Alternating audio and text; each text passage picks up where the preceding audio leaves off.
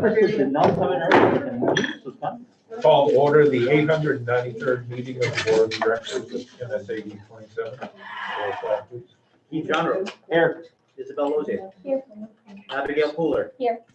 Toby Jandro. Here. Barry Willett. Here. Gary Sibley. Here. Sarah Ashley. Here. We have Caitlin Daigle with us on Zoom, and Gabby's not here.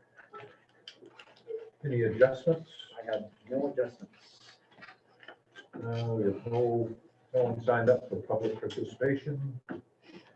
Approval of minutes for the 892nd meeting on January 13th, 2021. So moved. Any discussion? All those in favor? That was Keith and Isabel second. Unanimous. Approval of financial statements for do December and January together.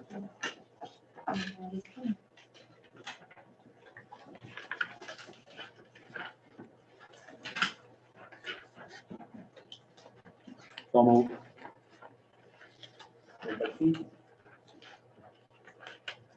Second. Any discussion? I have a question on, is this Nope. Oh, not yet. covered? That's at the end. All those in favor? Unanimous. Approval of the 2019-20 audit report. Back of the- Lucy, did you want to talk about the audit report? I have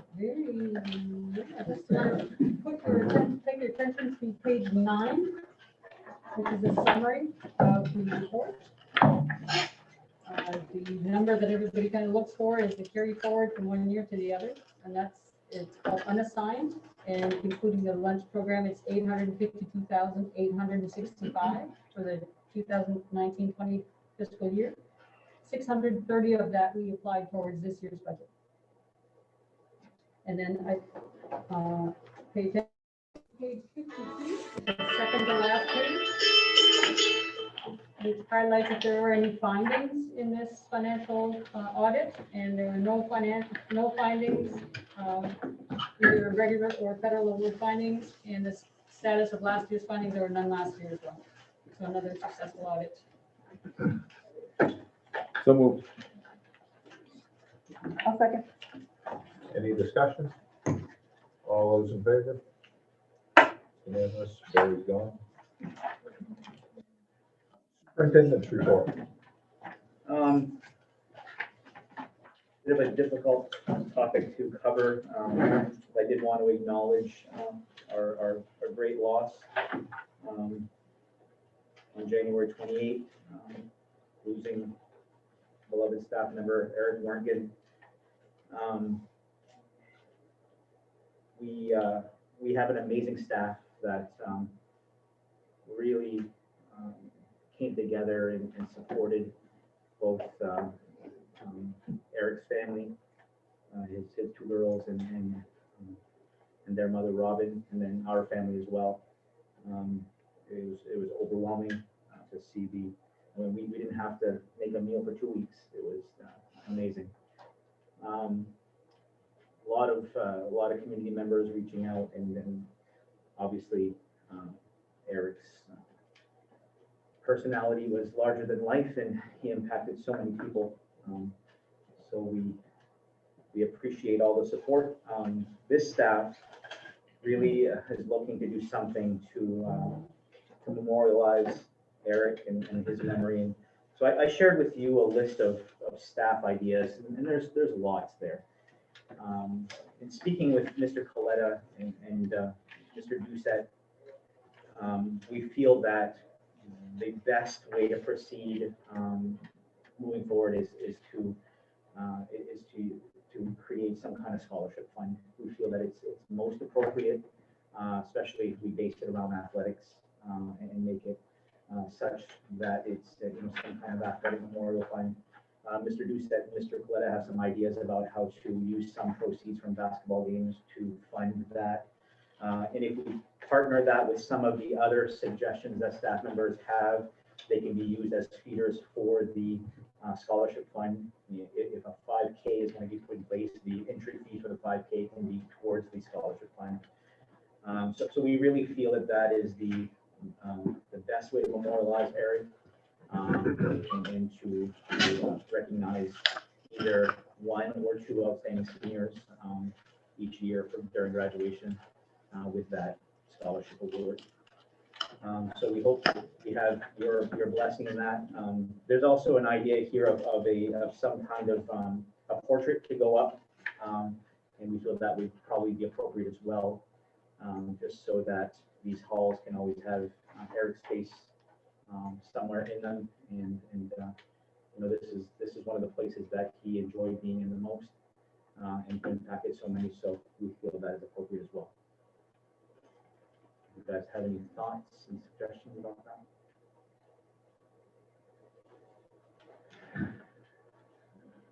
I like the idea of the scholarship. I think that's something that will last, carry on forever.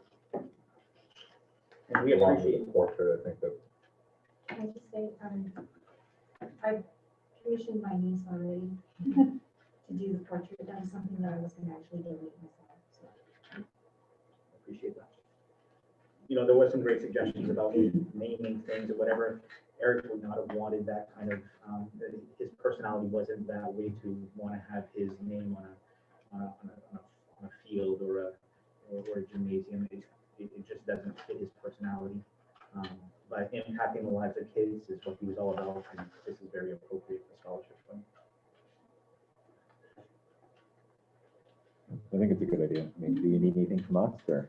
If you guys want to, you know, if you guys want to vote on it just for your stamp of approval, for the record, that'd be great. Motion to approve the Mr. Eric Workton Memorial Scholarship Fund. Second. any discussion? All those in favor? Unanimous? Thank you. I do have some updates from the Department of Education. The first one being vaccination updates. We have very, very excited staff right now with the, first of all, the announcement of the age-based process that Governor Mills put in over a week ago was exciting because we knew that education staff would have their own pathway to those vaccination clinics.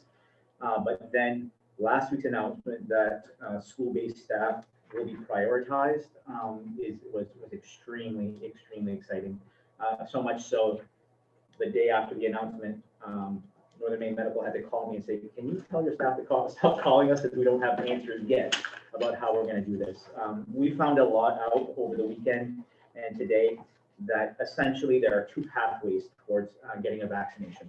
One is the federal program, which is being supported by the Biden administration to get all staff, all school staff vaccinated. That pathway is specific to getting your vaccine through a pharmacy, a qualifying pharmacy. They will not be sending the federal vaccines to clinics or to hospitals. You can only get that at a qualifying clinic. And in Aroostook County, I believe the only qualifying clinics are Walgreens here in Fort Kent, Walgreens in Holton, and Walmart in Presque Isle, and I believe Walmart in Holton as well. I don't think there are any others. So we've sent out a notice to our staff to keep monitoring those clinics to see if they can get in on an appointment.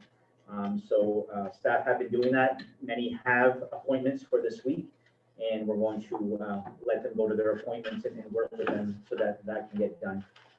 The second pathway is the age-based pathway, which was the governor's original plan, and that's been sped up quite a bit because of the pressing need for staff to get vaccinated.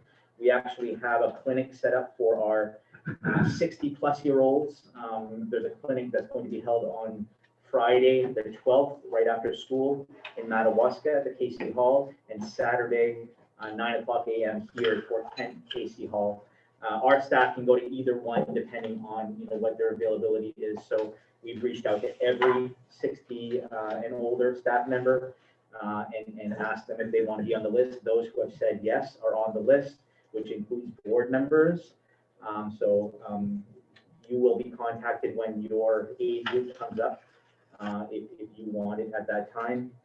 In addition to that, we're also, if we have extra vaccines, we'll be able to ask that the spouses of those staff members can also get vaccinated, but we won't know until we have the doses. So we're collecting that data right now and hoping that that will happen. We're anxious to find out if in only a couple of weeks, our 50 to 59-year-olds will have the advantage of doing that.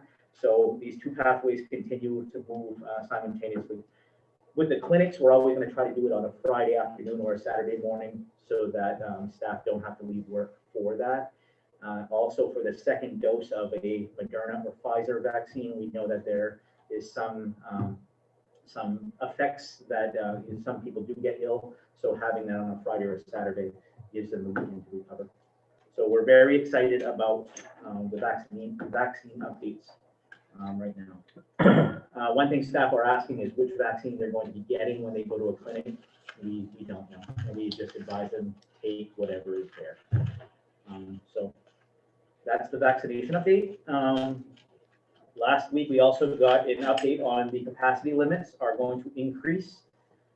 Indoor gatherings are going to move to 50% capacity on March 26th. What that means is if our gymnasium has a capacity of 400 people, we'll be able to put 200 in there if we need to, as long as all of the other safety measures are followed. So face masking, 3-foot distancing in school among students, 6-foot distancing among staff. That needs to stay in place. If it's an indoor gathering where masks are off, like the cafeteria for lunch, we still need to maintain a 6-foot distancing. So you can't put, you still can't put, 50% capacity when eating is going on. And then that increases up to 75% capacity on May 24th. The outdoor gatherings move to 75% on March 26th and 100% capacity on May 24th, which means we'll be able to fill our football stadium on May 24th, which is really great. We don't have a football stadium, but if we did, we could. So we're excited about that's going to give the administrators a little bit more flexibility on how they can have students in groupings moving forward. And then finally, we had some graduation guidance that was put out on March 3rd, but due to the governor's announcement about capacity limits, it's kind of contradictory. In that guidance they put out on March 3rd, they're saying that indoor graduations will only be able to have 50 people. Outdoor would be 100 people. Large outdoor gatherings where you have separate quadrants, you could do up to 200 people, 50 in each quadrant. And if you do a drive-in theater or a venue that has cars, similar to what we had here last year, they just want to ensure that you have a 6-foot distancing between the cars. And they're saying that family members need to remain in the cars at all times. So we'll see how that works out. I do know that the administrators here are interested in an outdoor graduation if weather cooperates, because it was such a big success last year. It seems to be in demand. So more news on that as we move forward. Any questions on those updates? I also gave you a handout on the latest legislative committee position on bills, so that you got to see how Maine School Management, what their position is on some of these bills. Please note that this social media letter that's circulating around Facebook right now, specific to gender equality things, there's no legislative measure on that. And Maine School Management actually put out a statement today saying that that is untrue. The facts that are put out in that letter are false. And Maine School Management has put out policies in the past, but there is no legislative measure specific to what is being circulated on social media.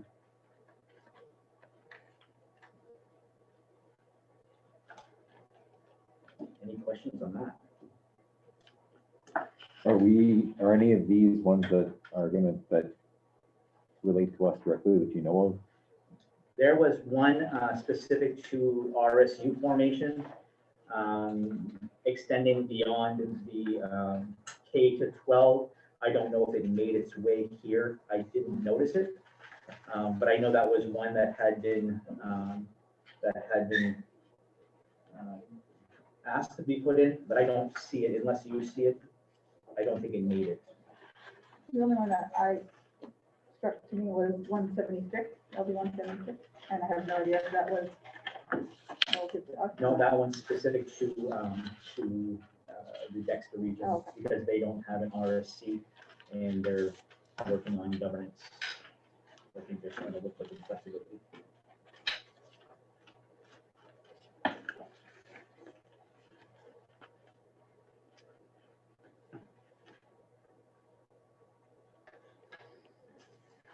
We good on that one? The budget approval process, I already gave you the vaccination update and the DOE update. The budget approval process for next year, the governor did put out an executive order 8A, which essentially says that the budget approval process will mirror last year's process, where we have to have some kind of virtual presentation of the budget available to the public. We can do that either in-house, where we have groups of people throughout different buildings, or we can live stream it, or both. And it's simply a presentation, and then the budget approval process will be at referendum vote, where folks will just vote that one time versus voting in a gym and then approving at the polls. So we're doing the same thing that we did last year. That's just an extension. And school reintegration update, I have Mr. Paletta and Mr. Doucette here. I don't know if you wanted to just give the board an update on how things are going here as we enter our third week of being back in school. Mr. Paletta, Mr. Doucette? We've got probably about 90 of our near 400 learners still doing remote learning at this time. The students are ready to be here. We've been using a 3-panel divider that they've been taking to classes. We're using those during class. They've been fully masked. We haven't had any issues with anybody at this point. Everyone's been wonderful. And I'm so proud of the way everybody's kind of decided to be back. They want to do everything they can to stay back. And we're very, very proud. I went by this, a couple of times today in the classes. Everyone, is to see really good engagement. And one thing to get people's attention and focus is to be out of school, going remote for a while. Even though remote's going well, but people are really, really happy to be back. That's both staff and students alike. So, really encouraged. We had a WOW assembly today, which is kind of recognizing male and female students from each of the high school classes and a staff member. That went well for the second quarter. We do that every quarter. Commissioner Doucette did one of those just before February vacation for the middle school. So we're recognizing students and for the good deeds they're doing, and I think we're very happy with that, and we're happy to be moving forward. And the government, the governors and the DOEs changing, as Mr. Sherlock just said, changing the amount of people we can have in the gym is going to be really nice. But we also have our sports benches with parents there, to help the children celebrate, or student athletes celebrate, the past winter season. And we're also doing the fall sports that we didn't get a chance to finish those. We're going to finish those up as well this month. Yeah, and then, the other thing is middle school basketball is playing right now, and Ian is kind of finishing up. So we've got a good little stretch back. Thank you, Mr. Paletta. Mr. Neto is not here. He apologizes for not being here, but he also reports that things are going well. One thing that I'm noticing from both buildings is that, and Mr. Doucette, you can correct me if I'm wrong, but and Mr. Michaud, behavior incidents are way down this year, comparatively speaking. I usually see all of the suspension notifications, and I'm telling you, they're just not coming in this year. So I think our students are rising above to the challenge and just appreciating, like Mr. Coletta said, appreciating being here and really adhering to everything we're throwing at them, which is not easy. I know Mr. Coletta just mentioned the partitions that we have for students, and I thought I saw them here. This is not a mandate, but it is something that we put in as an extra layer of precaution, if you will. I mean, students are using these and they're working behind them and they have face masks on and they're social distancing, and it's a lot. It's a lot, and they're doing it. So we commend them, and we commend our staff for working with our students every day on just, getting through one more day. One thing that we talked about as an administrative team is how can we sprinkle back some fun, social distance fun, but how can we make things, more enjoyable? So we're looking at some different ways to bring back some of that, and make sure that, we're not just focused on solely academics, but we want to, try to treat our kids like kids a little bit and make sure that they have some of that as well. So. It reminds me, we've got Wellness Day coming up, that we have yearly, but we'll be having that at Steel, both, the high school one day and the middle school another day, later this month, or early April. So we got a spring class fun, that's for sure. Thank you. And for the elementary, I just met with the school climate today, and we do have an activity on the 19th. We're gonna call it Fun Friday. And we'll have little activities both inside and outside of the building, so teachers are excited about that as well. Thank you all. Any questions from the board members? And you do have your administrator reports as well. And that's all I had under superintendent. Move on to committee reports. Policy committee meeting date. Yeah, we have a couple of policies that we're going to need to go over. One is the social media policy. I do want to revisit that and make sure that we have the right tools in place in that social media policy specific to staff use. Another one that I feel we need to revisit is specific to solicitation or petitioning in schools. We had an incident that occurred during the petition process for school board members, where a petition was actually brought into school, and staff members were encouraged to come in and sign petitions if they were from a specific community, where a board member, where an individual was running or planning to run for board member. And then it became announced to us through an email from the Wallagrass town manager that it was apparent that some signatures had been forged on said petition. And when the staff member was approached, they were very honest that, yes, some family members had come to sign in and said, I have the permission to sign for my husband. I have the permission to sign for my sister, my brother-in-law. And so I searched for some kind of policy that to govern what we do here. We have solicitation in school, but it has nothing to do with petitioning. I'd like to add that in there. I think it's important that this doesn't happen again. I did follow up with the town manager of Wallagrass today to find out if Wallagrass is going to be following up with this or pushing for anything further. And she said they were not, but is glad we're going to look into a policy so that here at school anyway, something like that doesn't happen again.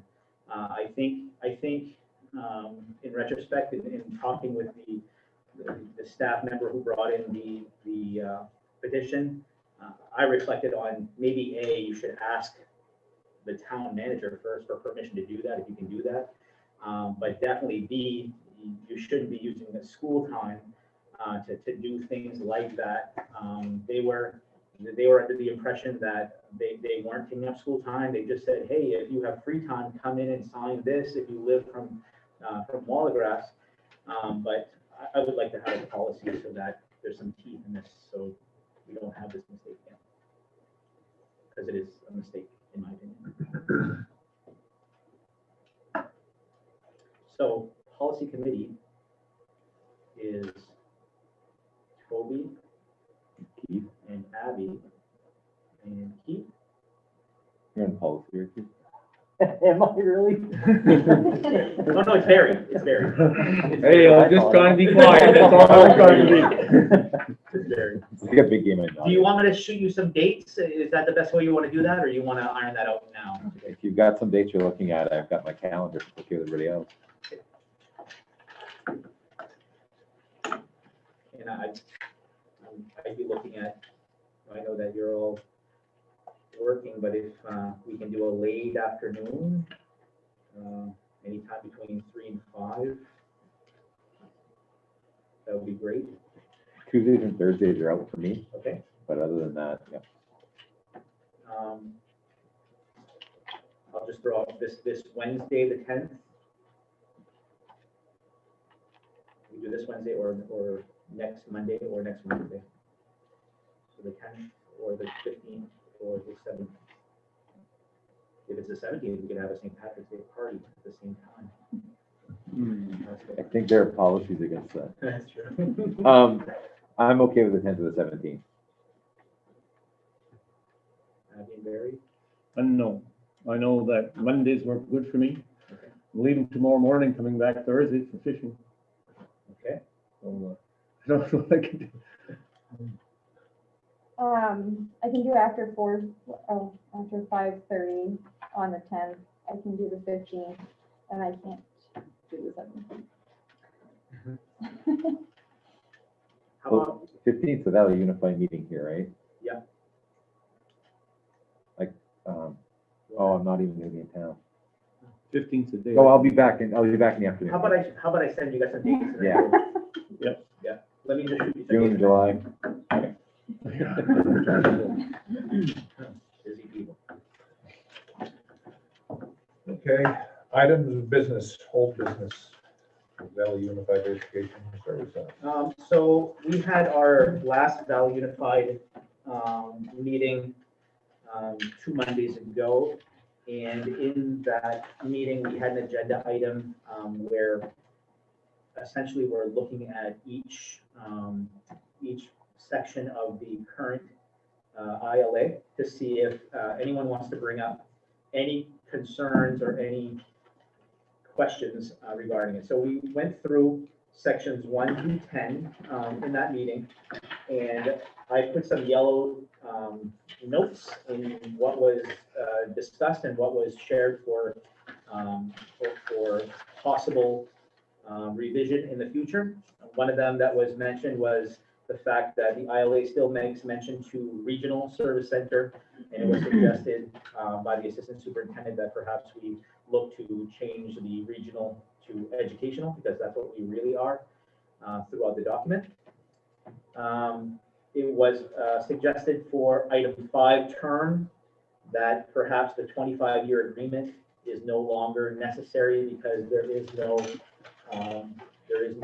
outstanding indebtedness that would happen with a regional school.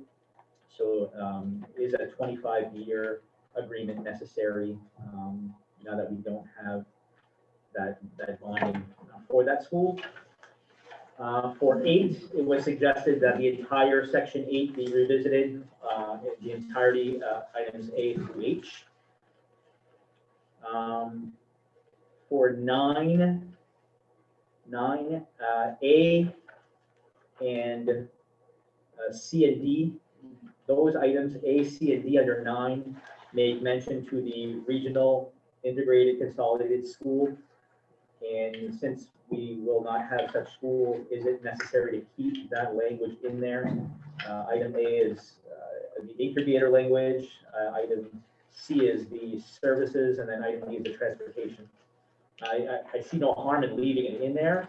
Maybe in the future, another school will happen, but we can also consider removing it. And then the final thing was for item D in that under 9, it was suggested that because the shared administrative services under item B say all of the positions that we can share, it was suggested that maybe we put in an appendix all of what we do share, so that we always have that as a document we can always reference. So those were the suggestions that were made. And what I'd like to do is, on the 15th, the next meeting is continue with items 11 through 20. And then once we've identified all of the issues, then we can proceed with how to address those. I don't know if anybody had any questions about that.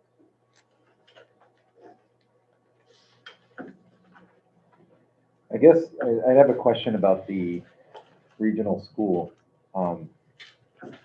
Was it, my understanding procedurally is that we couldn't form a regional school, we couldn't build a regional school without forming an RSU. Is that correct? We couldn't govern it, Couldn't govern it. and they wouldn't let us build it without having a governance in place. So if that's the case, then this entity will never be able to build a school. Correct. I guess I don't understand the purpose of leaving that in there if we can't legally build a school using this document. But I watched the Madawaska meeting, and they're pretty intent on keeping it in there. And I think the reason given was, it was, so that way we wouldn't have to renegotiate the terms of putting it back in when it was time to do it again, when it was time to build another school, when it was time to go back to building a school. I guess, I don't know what to make of that. It suggests to me that that we're gonna be back to the table again on that same issue. And I don't know if any of you guys watched the Madawaska meeting. Well, but that's the same feeling I get, is we leave the door open to rehash everything under the service center where it should be under the RSU governance structure. Mhm.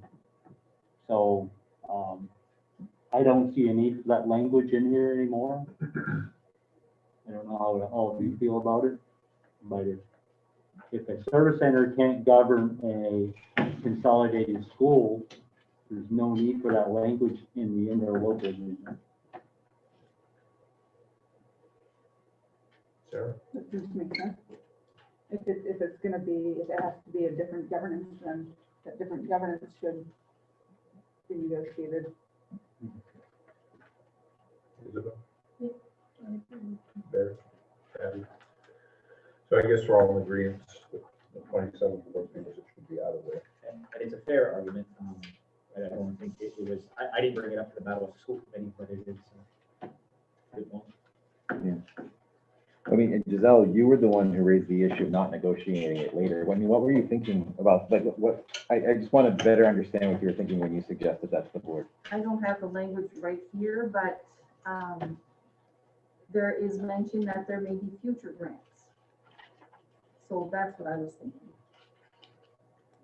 What would you think, I mean, you talked about how we wouldn't have to renegotiate. What are you thinking we would renegotiate?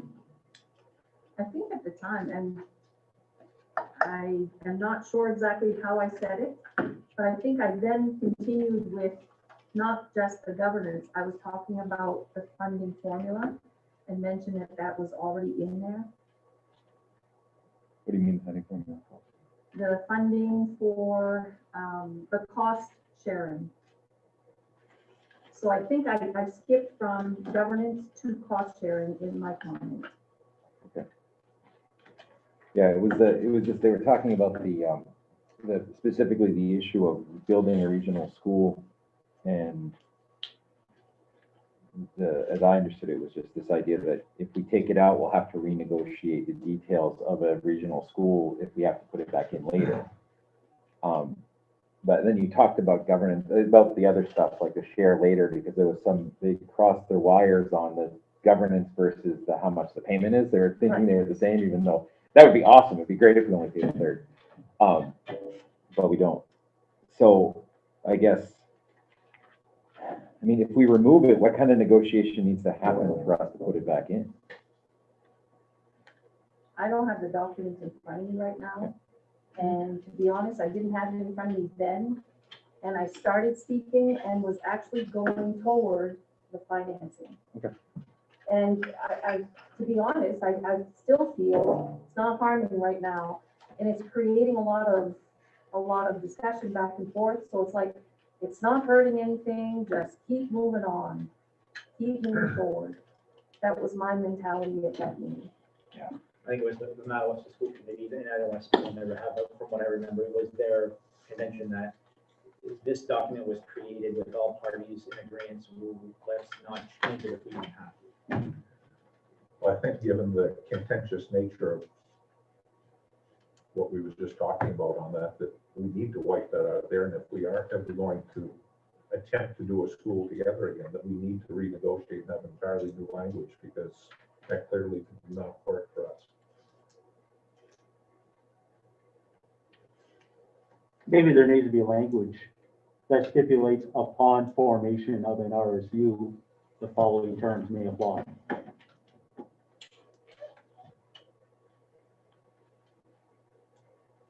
It's hard to figure out what the DOE is gonna say 4 years from now when a new governor may be in office, and who knows, you know?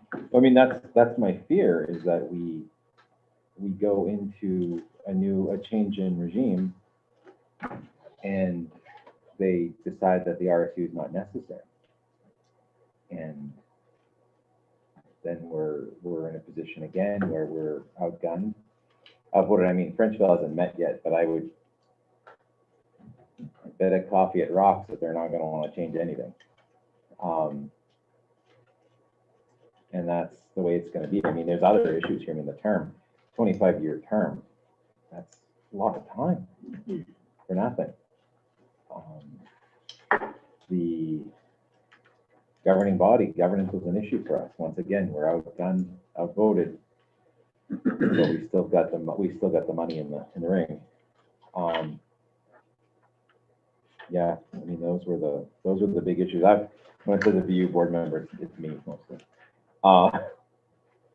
So I don't know. I mean, do we still feel like that those are issues that are important to us? Well, I guess I have a question is, Should have been a are lawyer we there. going to form an RSU? I mean, we keep bringing it up. Did the board decide that we're going to form an RSU? Did I miss something? Toby, I brought it up. Yeah. Are you referring to 9A? Because that's what I was referring to.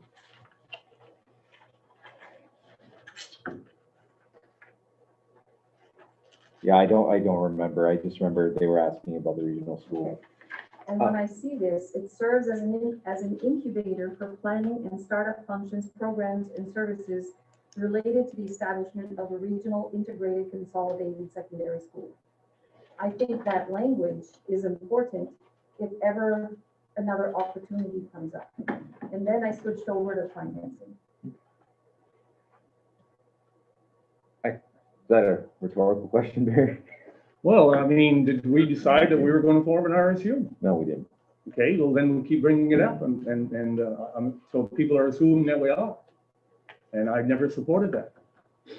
That's my own question. It came up on a couple of topics here tonight, But I think it's a separate issue though, Barry, because the state had said that we can't move forward with the project until we form an RSU. It's not that anyone's asking for an RSU, it's just that was the restriction that was put on us by the state. The state said you can't move forward without forming an RSU. I don't think anyone at the table today is necessarily saying we need an RSU. I think we're just saying that used to be a necessary step. It's currently a necessary step, but it may not be a necessary step in the future.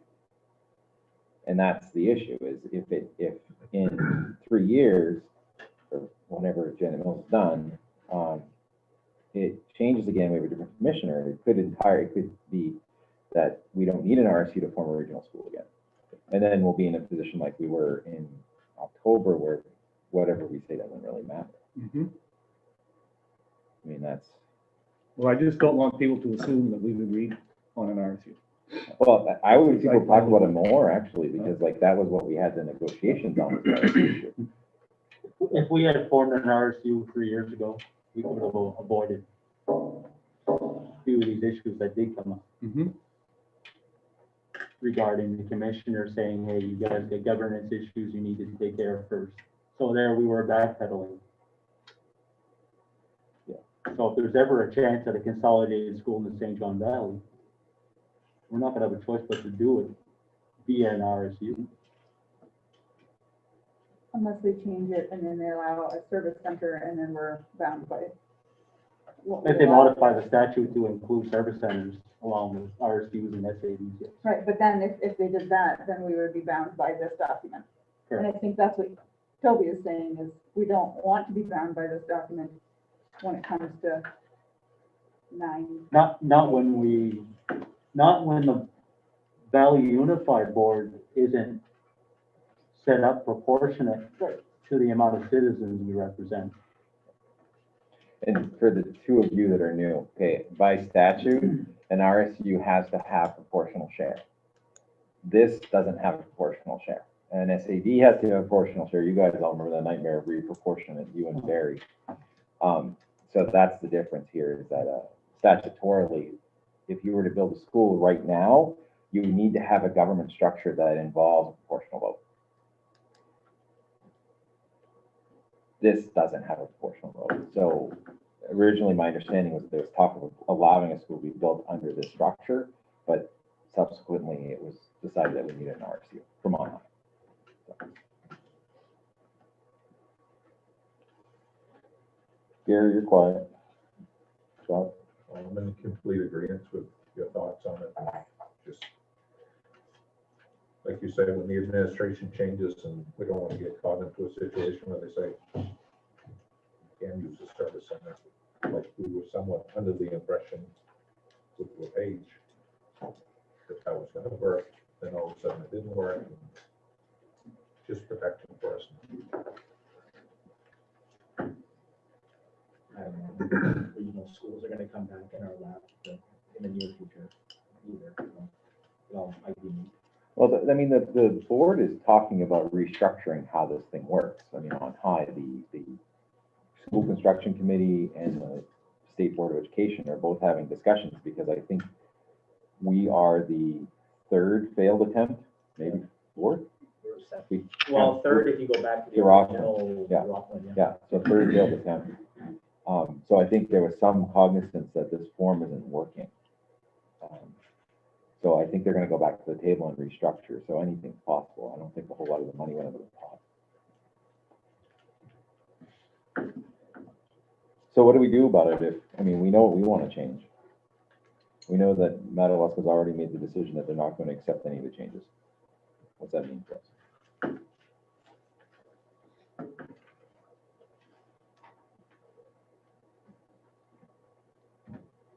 Looks like we're not going anywhere. Well, we don't have any choice. That's right.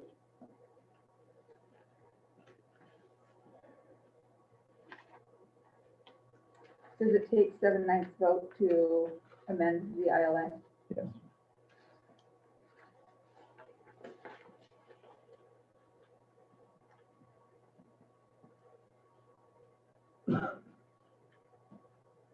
I guess knowing that this attempt failed, what, you may not know, but what is Madawaska's position on not wanting to renegotiate issues that created the failure?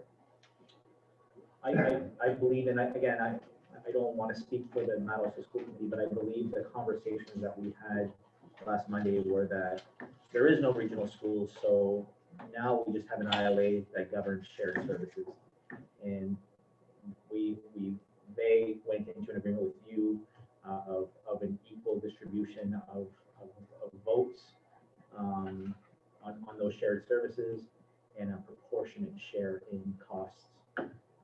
So that I think, and Giselle and Lucy, you guys are there, I think that was their point, is that there's no school anymore. It's not gonna be a $20 million budget anymore. It's gonna be just for shared services. So why change what everybody agreed on? Was what I took away from that. Part of it also is to just let things die down right now. And let's stop we want this, we don't. I think it was just, it's not gonna bother, and the formulas are set for sharing.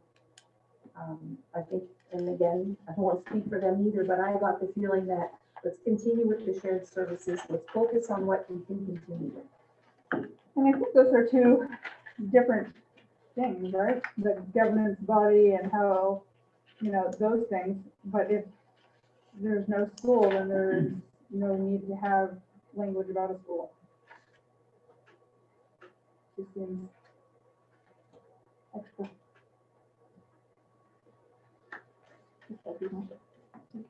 My mindset was, let's go through the exercise of going through the entire ILA, and maybe some of it is, I hate to say negotiated, but at least if we go through and it gives us time to iron out, what doesn't work. The more that we highlight that a partnership's not gonna work unless we iron out what doesn't work, I think it's the only way to go forward with a working partnership. In my mind.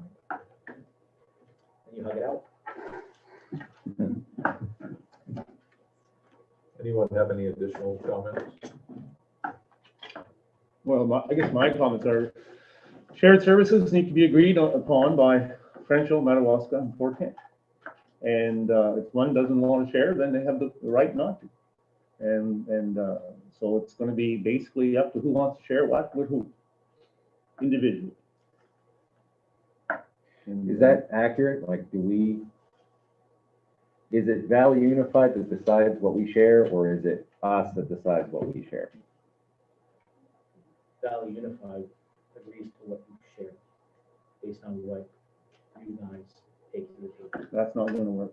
So no, but no, I want a point of clarification. I want to make sure I understand. So if we decide we want to share everything, Valley Unified said that's fine, then that's fine.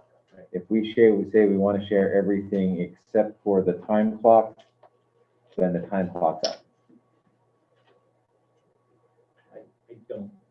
I don't know. I don't know at what point I don't know. So I don't know if this, can you guys help? I don't know if this board says we don't want this, if that's set in stone, or if that's gotta be approved by Valley Unified.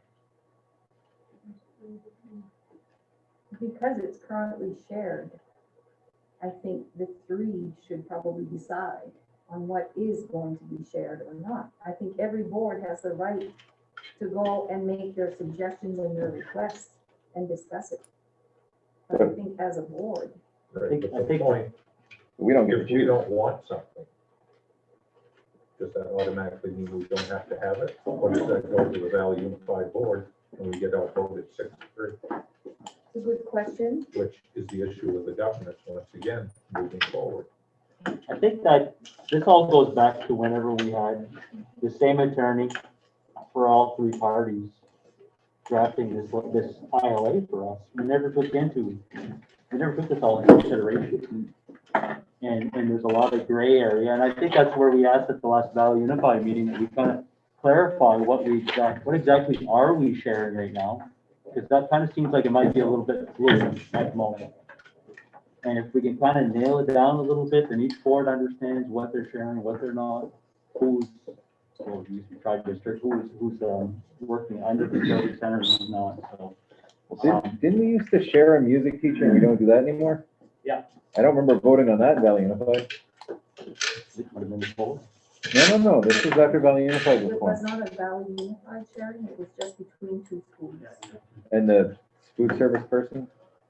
Food service person, it is shared under Valley.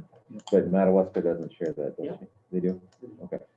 I think some of the confusion also is we had tri-district Yeah, partnership prior to the service center, right? right. We started sharing some employees that were still employees of MSAD27, I believe. Right. And the other school units were probably reimbursing us for the time. So I think this. Then I kind of morphed into a Valley Unified position afterwards. We make the distinction of how if they're Valley Unified versus tri-district by the cost share agreement. Any employee who's shared with the VUSC cost share, we put under VUSC. Any employees such as like the curriculum coordinators, 1/3, that's a tri-district. Versus, because it doesn't follow the same cost share agreement, the need is not the same in each district as if they were a Valley Unified. And I'll take another one, which is not shared with 33, just Madawaska and 27. So I think this document will be helpful, the one I just passed out to you. If you look in that gray box, essentially what we're trying to identify is everything that this district funded alone prior to VU. So a superintendent, salary and benefits, a finance director, salary and benefits, technology integrator, which was a curriculum person as well, salary and benefits, adult education director, adult education secretary, food service director, and then your financial system. We did not have Time Plus back then, but we did have Power School. So today's cost for that, you see the bottom line, that's today's cost for that if you were to fund those things at that level on your own. If you look at the purple, and you can see 3 of those items are not in the Valley Unified budget, right? So the technology integrator, which has become the curriculum coordinator, is not in the Valley Unified budget. And like Keith said, that was a tri-district position that we agreed to, a third each because it's the same work. And then adult ed and the adult ed secretary is just shared between Madawaska and us. So those aren't in the Valley Unified budget. Then you can see the additional shared services that you get provided by VU. You get an assistant superintendent service. You get innovative programs and community outreach services. You get a health educator for 8th graders at the tech center, a career instructor at the tech center, a half-time French integrator that comes into our elementary schools, transit bus services, and then PD that we offer. So you can see what the total budget for Valley Unified is on that bottom line, and your share of that budget at 51% is roughly $291,000. Now, if we bring back in the cost of a third of a curriculum coordinator, and then a third of the adult ed director and secretary, you'll see your total for shared services at 403, 305. So for this district, at today's cost, it's a savings of almost $200,000. And finally, in the blue boxes, if you look at what we've added since we've done tri-district or Valley Unified, we've added an additional kindergarten teacher. We had 3, now we have 4. We added an additional second grade teacher. We had 3, now we have 4. We added an additional middle school teacher. We added a middle school behavior interventionist and a half-time music educator. So we've added those positions based on the savings that you generated for shared services. Well, we also shut down 2 schools. And I mean, 3 of these positions didn't exist before. I mean, if we back out the assistant superintendent, we back out the, Peter's position. Yep. That $186,000 disappears. Yeah, we didn't have them. We didn't have it. We have a vice superintendent we didn't have before. Right. I mean, we can't count that as a thing that we're somehow missing out on. I mean, we didn't have it. But you benefit by getting them. So even with more positions, it costs you less. But we don't need more positions, and it doesn't look like we have any chance to say that we have any choice. So even if you went with just the basic positions that you used to have, you're still looking at more money for less positions. I know what you're saying, but I'm just trying to highlight the fact that this district, out of all 3, saved the most amount of money in Valley Unified. But we had most of these positions already. Correct. So, I mean, apples to apples. Frenchville had 1 person who did everything, and now they benefit from having 25 administrators. And we are paying for them, half of them. And we can't not have them anymore. Like if tomorrow we decided we didn't want to have one of these positions, we couldn't vote no, is what you're telling me. I said, I don't know. I think because they're part of that budget, and that budget is approved by the VUESC, I think you have a point. It has to be approved by the VUESC. But the whole VUESC was built as a collaborative group. If there are certain things you do not wish to have anymore, then it affects the other 2. So I don't know that it's a cafeteria shopping or a we want it or not. You know what I'm saying? Well, it feels very much like we have a situation where we just have to take it. Like it's not cafeteria, we do what they want.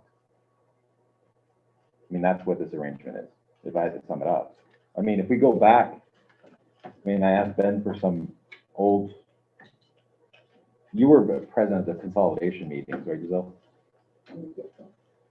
Back in 2015, I mean. Started in 2014. Well, I only got 15, but going back that far, Frenchville and Madawaska were working together, and their plan was to build a school in Frenchville. That was the only plan. And it was decided at that time that they couldn't possibly do it without bringing in a third party. Barry, you were at that meeting. That's partially true. I'm gonna correct part of that. So Fort Kent was invited, but at the time, Superintendent Doak opted, because he had spoken to the board, I imagine, said that SAD27 was not interesting. that's true. And what happened was there was a conversation, and Tim Doak said, we're not in the position you're in, because what had happened, what precipitated this was And so Madawaska. therefore, the other two were continuing forward. Superintendent Desjardins even went to the State Department to find out what does it cost per square foot, what size of school. That continued. Mhm. But then it grew because we had Superintendent Silva, who then came and invited us for a strategic plan. And at that point, it became collaborative with 3 boards. And it was not just superintendents making decisions, these were board decisions. But what was interesting to me was that the Barry and Danny Nicholas went with Tim Doak to meet. Correct. And at that time, what had precipitated the entire conversation was Madawaska had had another failed budget, and they needed some capital expenses paid. They were in trouble because they needed some repairs to the school, and that was in the That notes. was not the gist of it. You're taking part of it. I wrote those minutes. I know. You want to read them? No, I have them. But there was a lot more to it. You're taking certain things from it. Yes, there had been some failed budgets. Mhm. But the point was, we're all decreasing in student population. That was the major discussion.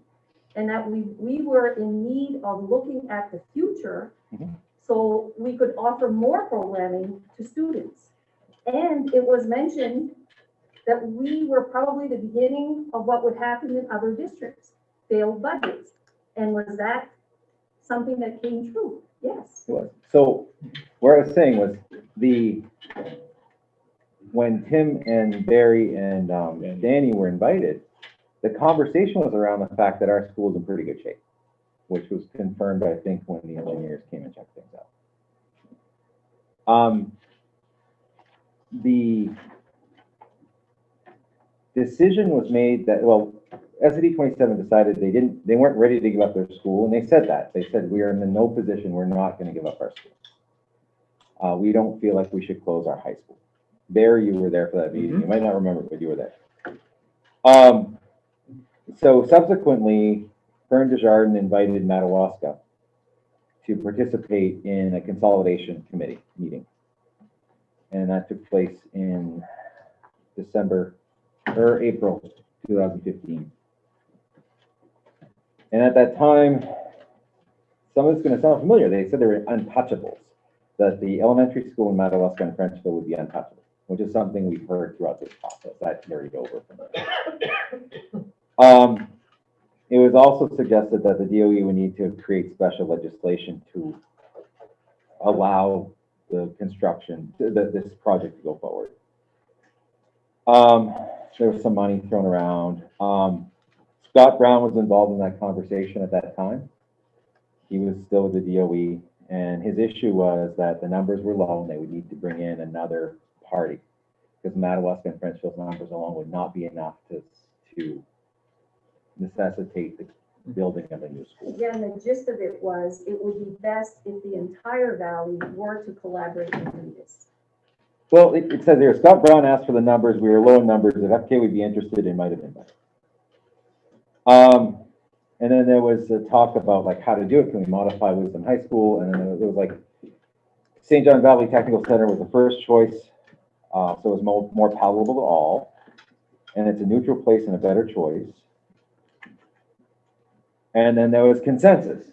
We've heard that word a number of times. The consensus was we're going to build a school at SJVTC.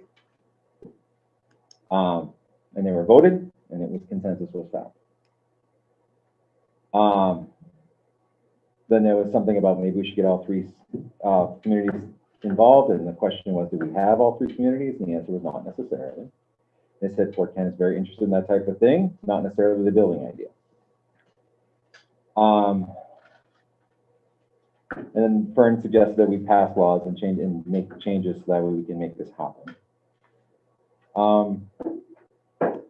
There was a question that Dawn said, what we need to do as a group is take ownership of this project to alleviate downfalls and make count. We don't want others to dictate to us. We want to drive this. And then Fern asked, do we extend an invitation to SAD27 to join us? And the consensus was we move forward with this group. I think at that time, SAD27 was in a very different place than they were when I became your superintendent. When I became your superintendent, you were having failed budgets.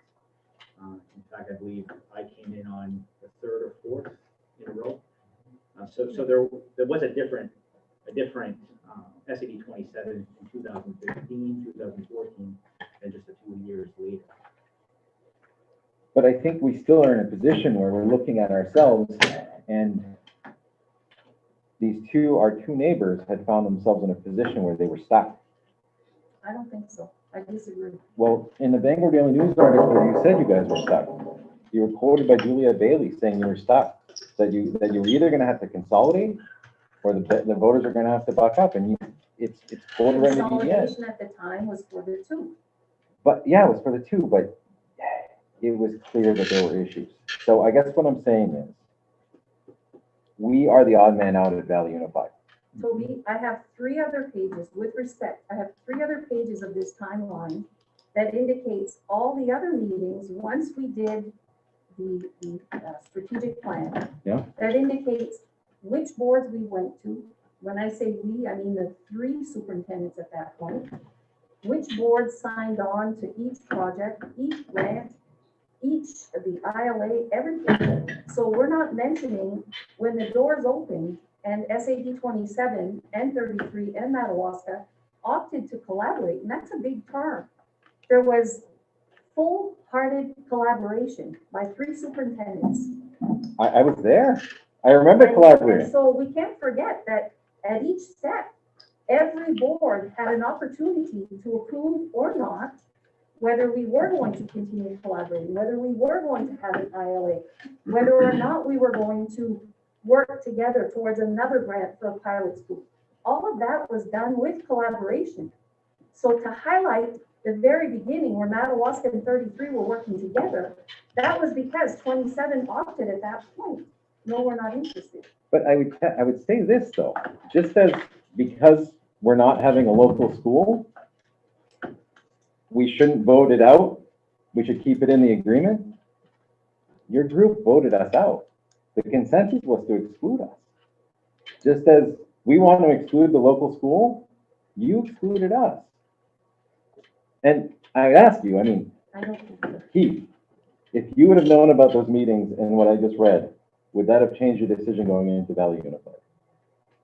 As a site selection committee member, absolutely. How about on when we did the interlocal I think agreement? I would have gone in there with a more critical eye as far as. But that involves different players, you guys. This is totally different twist. In fact, there are 4 board members around this table that voted for everything, Valley Unified, every vote, yes, you supported. But Those were different players before. But the question is, if we'd have known about this, if we would have known that they'd already picked a site, Toby, you're painting that picture and it's not accurate. but it's right there. No, SAD27 with Tim Doak as superintendent and Barry was there, said absolutely not, we don't want this, we're not ready for it. That doesn't disallow 2 other groups from moving forward. But you excluded us.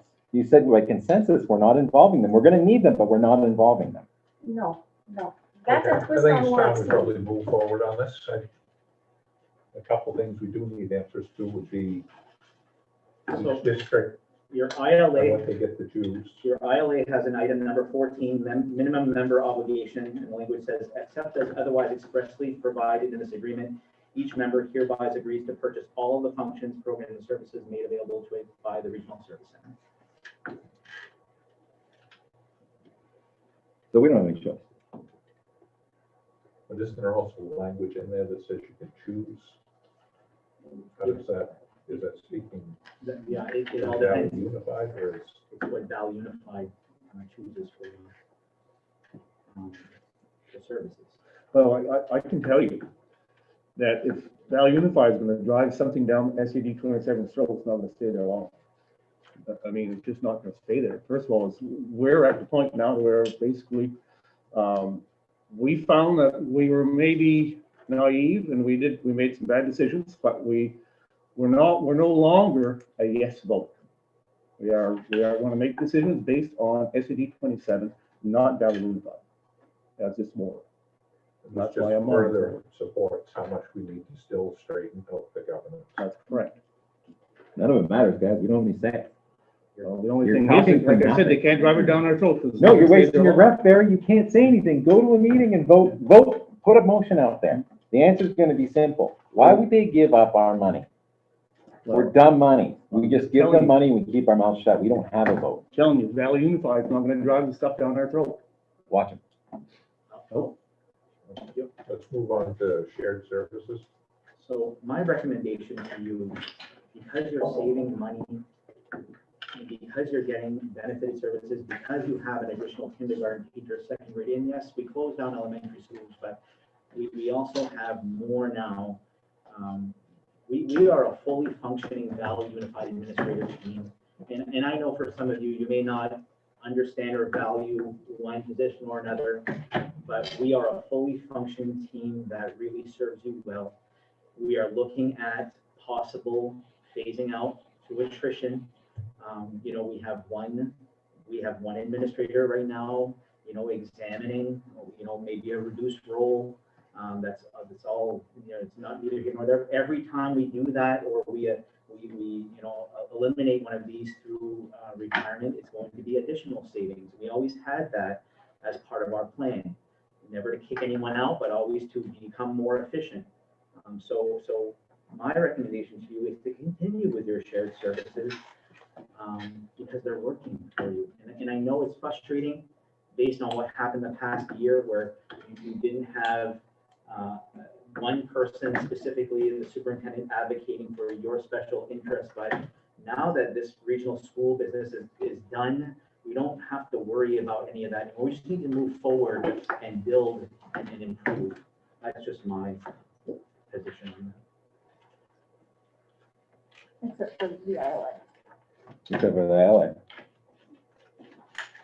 Well, what difference does it make? What we choose to share or not? Maybe we should have French Madawaska come tell us what we can do. So that's where we are. Our will means nothing. I mean, which ones do you want to keep? Which ones do you want to keep, make go away? We don't have any say. This is just play acting. We're not doing anything. What is irrelevant? Well, the point of the matter is that the state is funding some of the stuff that they never funded before. Like the salary. Well, SAD27, what does it pay? We pay about 35 or 40,000 a year salary. Salary and benefits. Salary and benefits, but I mean, because of certain agreements, the state gives you money. So these numbers, they look good. They're not really a good picture. So Ben, with the shared administrative personnel, I mean, I'm new to the Valley Unified Board, but initially, whenever they first met, did they vote on which personnel will be shared? I know here it says shared administrative personnel may include without limitation. Right. I know we're looking at kind of sorting through that and figuring out, but Yes.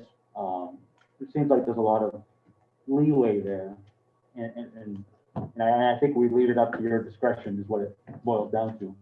What happened, Keith, when we created this, we didn't want to kick people out. So you had essentially 3 superintendents that had to look at each other and say, okay, which one of us is going, which one of us is staying? And it was determined that, I go back in time and maybe I'll change my mind, but I stepped up and said, I'm willing to take this challenge. And Giselle, God love her, said, I'm willing to take an assistant role.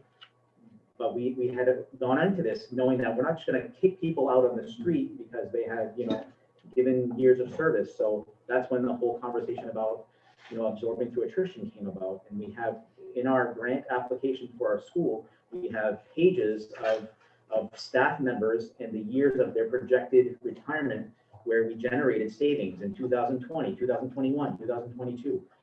And this is part of it. I guess there's a lot of question marks. I mean, it mentions central office administration assistant, data manager, technology director, transportation director. So, I mean, it just sounds like at any point you could just say, hey, Peter Madawaska needs to get a new bus. Can you help us out with that? I mean, I just want to know what are our employees doing and what are they not? Do they have that? I would never take something to the Value Applied Board without trying to gain your approval first. I would never say, okay, I would never, for example, technology directors in there. I would never pull the wool over your eyes and say, go to the Value Applied Board and say, I think we should have a unified technology director and have them vote on it. Now all of a sudden you guys are obligated to that. That's not fair. So it's always been our approach to talk about it with the boards here, like we're doing now, gain approval, and then move to Val Unified. So we've never been held hostage up till now because it's always been on the recommendations that we give you. Just like I'm recommending now that this is the right way to, in my opinion, to move forward.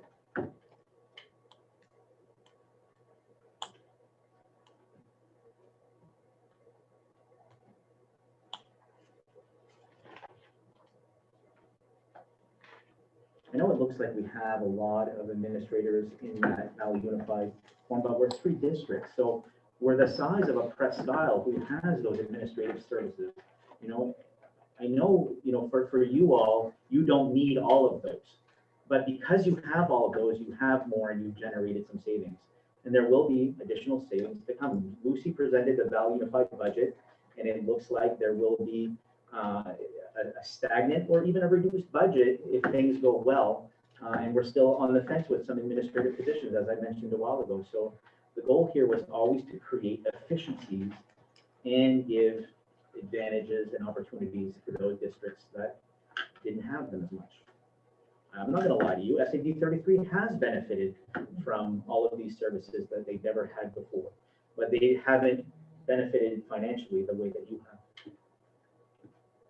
I think we agreed at the time that some of these positions, whether complete positions or half positions, were necessary to keep during the school project. But now that the school project is done, we need to look at those positions and decide whether we need them or not. Because we had identified positions like that. And so the conversations that we're having with one administrator is central to that, for sure. Well, I know we're covering a lot of ground, like geography, but the number of students in Valley Unified right now is less than we had in City 27 in 1994. The number of buildings that are being administrated is one more than we did in 1994 in City 27.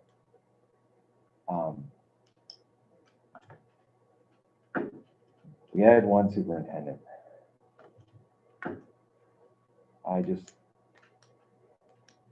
It feels like a bit of smoke and mirrors.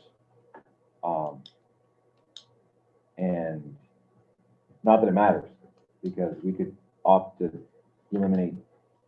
choose not to share 5 of these things and it wouldn't make any difference. But I don't know. I remember when we met, that was the idea, was we needed this stopgap. And now that the school's not being built, that stopgap's not necessary.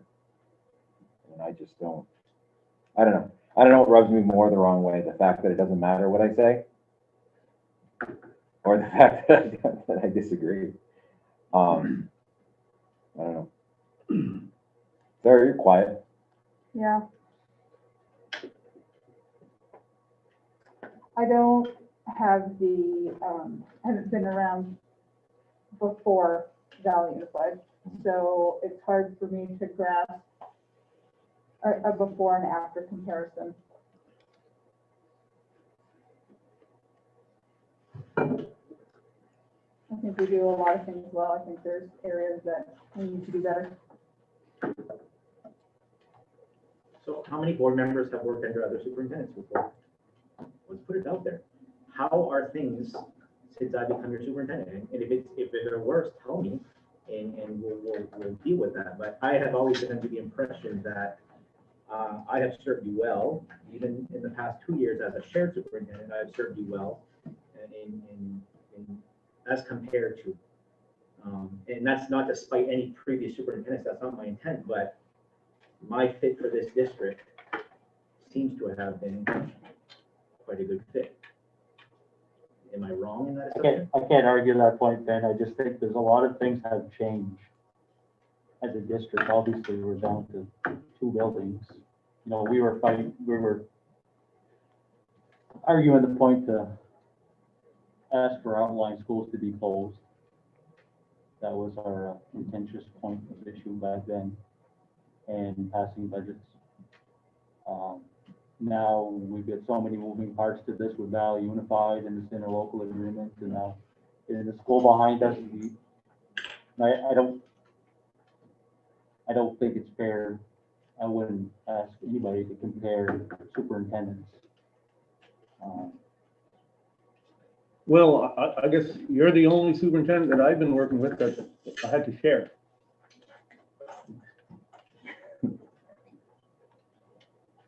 Fort Fairfield and Caribou share a superintendent. Marshall and Van Buren share a superintendent.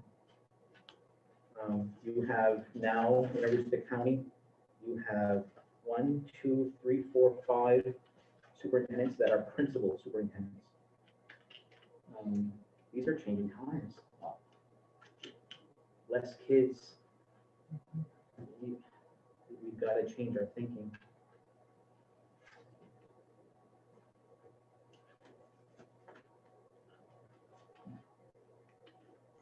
How do we want to handle this sharing thing? This,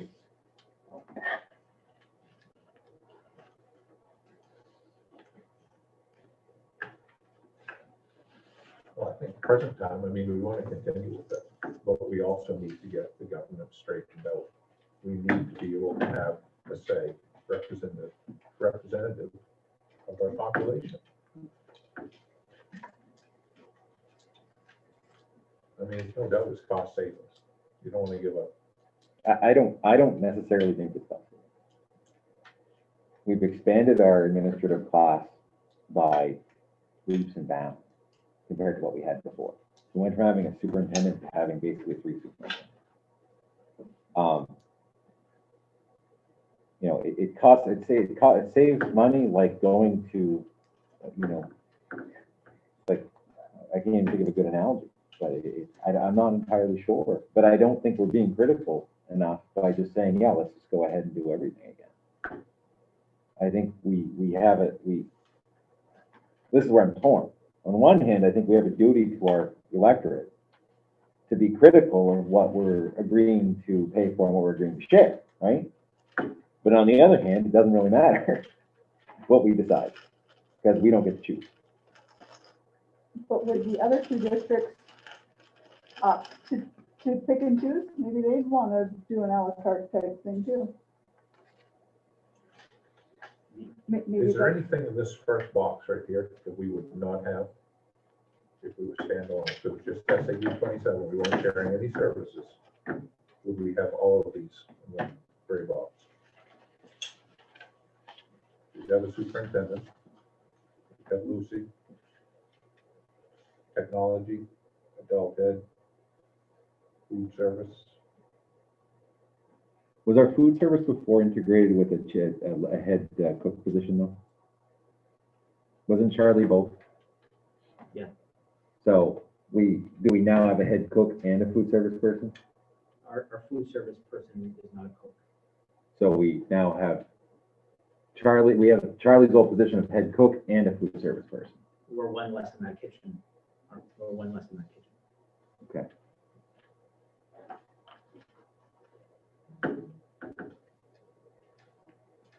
I mean, we can agree those costs right there are pretty much real, right? Yep.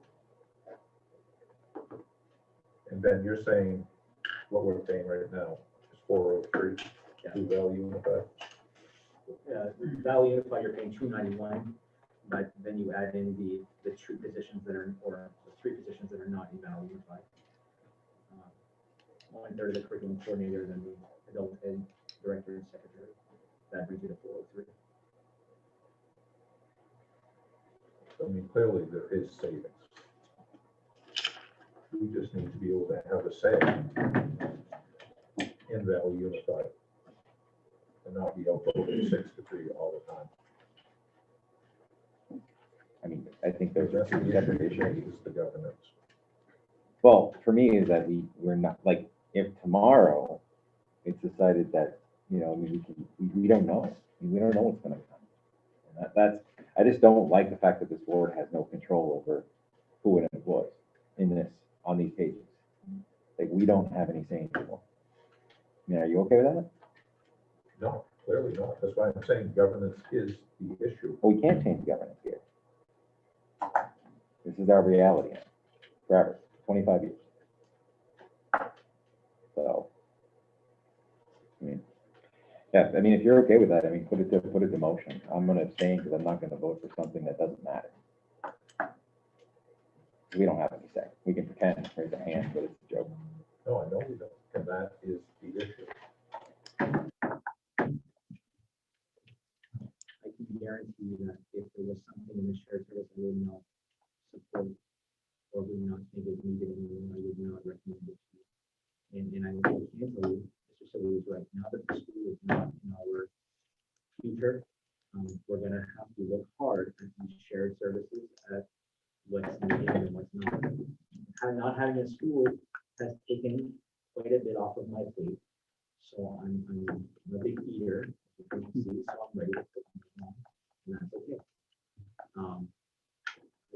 I just don't want to see us dismantle what really is a really functioning center. I don't want to see us dismantle it based on hard feelings. I always remain optimistic that issues can be resolved through conversations and understanding. And I think right now, maybe Valley Unified is too new of a loss to bridge those conversations, but I think time heals and we can get there. So at our next Valley Unified meeting, maybe we need to have a more targeted discussion about the shared services. Maybe devote more time to that as well as governance. Because those issues aren't going away. They're not. Not at this stage. Well, it doesn't matter. I guess what I'm saying is, this is the last time we need to talk about this. There's nothing. But our partners need to know where we're coming from. They know, I don't even care. I want the meeting. They made it clear. This is what we agreed to, pass. How do you feel, Gary? I mean, clearly we need to sit down, we need to talk to 33 in Alaska. And we all stand to gain from this, but we all need our own security and insurance. We're not gonna have things driven down our throat as being a large member of the shared service center. And you would hope that they would be agreeable to conceding that, because they're clearly gaining, 33 is gaining personnel like no one else. Madawaska is gaining, I'm sure, from cost savings like us. 33 was in our district, but we shut it down. I mean, it's the same, it's a small school. Right. So we need to have some conversation, we need to try and strike an agreement. Acceptance of the school is not gonna happen. Present day. Anyone else have anything they want to add? Then what are you looking for? Well, I don't feel comfortable taking a recommendation to Valley Unified board if this board is not comfortable supporting. I remain transparent with all of you. I'm not going to try to railroad one district or another. My recommendation is that you support these shared services, especially given the time of the year where we now need to have decisions made in order to build a budget. I think it's the right move, definitely, for now. And we take the next year to do exactly what you said, Mr. Chairman, is kind of conversations that need to be had about, the future of this partnership. Toby, would you be comfortable that Ben agreed right here tonight? I mean, we're being recorded, it's going out there, but if any one of the three partners doesn't agree to any additional personnel in Valley Unified, that person is, that position or whatever is not added in? If Ben recommends, or the other two districts say, we want this position. Well, they need a And 7-9 we say we anyway. don't, and we say we don't want it. That Ben agrees that he will not move forward with recommending that position unless all three districts, until we hammer out governance. We need 7-9 anyway here. You couldn't add anything to this. You couldn't change the thing without a 7-9 vote. We would have to have one person vote for it. So it doesn't really matter. You know what I mean? Like the promise doesn't, I mean, we ultimately would have to decide anyway. It's not Ben that decides. It's us. I mean, and this isn't about Ben. This is just about where we're going to sit. Like, I don't think we're adequately uncomfortable here. That's all. So, I mean, what is the vote? Like I said, I don't particularly have an issue. I just have an issue that we don't have a say. I don't like voting for something that's 10. This is just a 10 vote. We don't have any say. So if you want to put it to vote, please vote. Don't me. Anyone else have any comments, feelings? If we don't change anything, we use last year's budget at Valley Unified, right? And that's pretty, And that's what Lucy presented. It's probably not gonna be identical to last year's budget because things do cost to go up. But with the carry forward, it looks like it may balance out. So it will be, at worst, might be a benefit.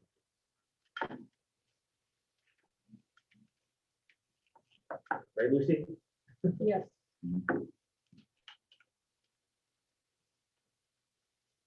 There you go. Really, I voted for so many things that was put off and say, well, it's gonna get better later, that I'm tired of it. I'm not gonna support anything again. I don't have all the facts, and that goes with shared services. I'm not willing to do anything until I look at it, and I don't care if you gotta wait another year to do it. I'm not going to agree to anything short term, so we give somebody another year. Not gonna happen. And I think, I mean, I haven't been around for that long, obviously, but I think I agree with what Toby's saying, like, it's not necessarily an issue of shared services and things like that, but what say we have in the matter, which we don't have one, so that's kind of where I'm at. I agree with what you said and, what you said with the whole, like, where we don't really necessarily have a say in the whole right, but the shared services. I mean, we haven't said much that we don't really come to, like, either way. We're bound by the terms of the ILA. I mean, we can go back several years back in meetings and say, look, this is what we signed up for. Did we understand what we were signing up for at the time? Probably not. But it is what it is, and I don't think anything we can say tonight can change that. so, I guess, like a vote to say, yes, we want to do this, or not. I mean, even if we don't do anything, we have these, we fall back on last year's budget, we have these. And then in the coming year, we work on the ILA and outlining what it is that we want in getting that say and resolving the differences in the issues. Because I mean, it doesn't seem like saying, yes, we want this, doesn't seem like there's a whole lot of one fuzzy things here. But if we just don't say, yes, we want this, we still get it for the next year, right? Yes.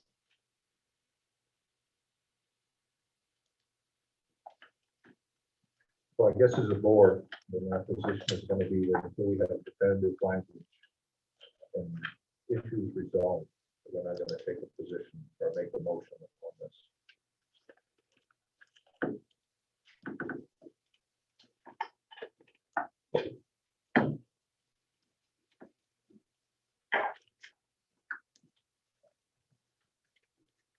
Move on to MSAD 27 planning discussion.